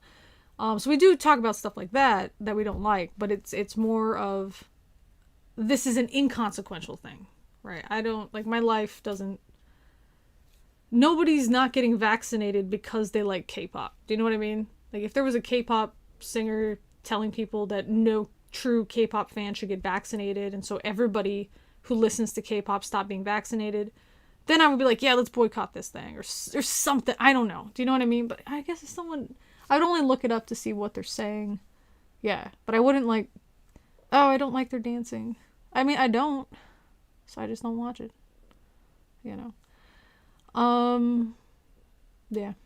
The Earth's not flat. It's bumpy.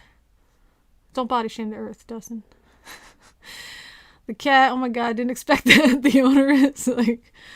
meows deeper than most cats. You don't say, yeah, that's why I say it doesn't, you can think, oh, I'm thinking like, most cats are like, meow. This one's gonna be like, meow. No, it's like,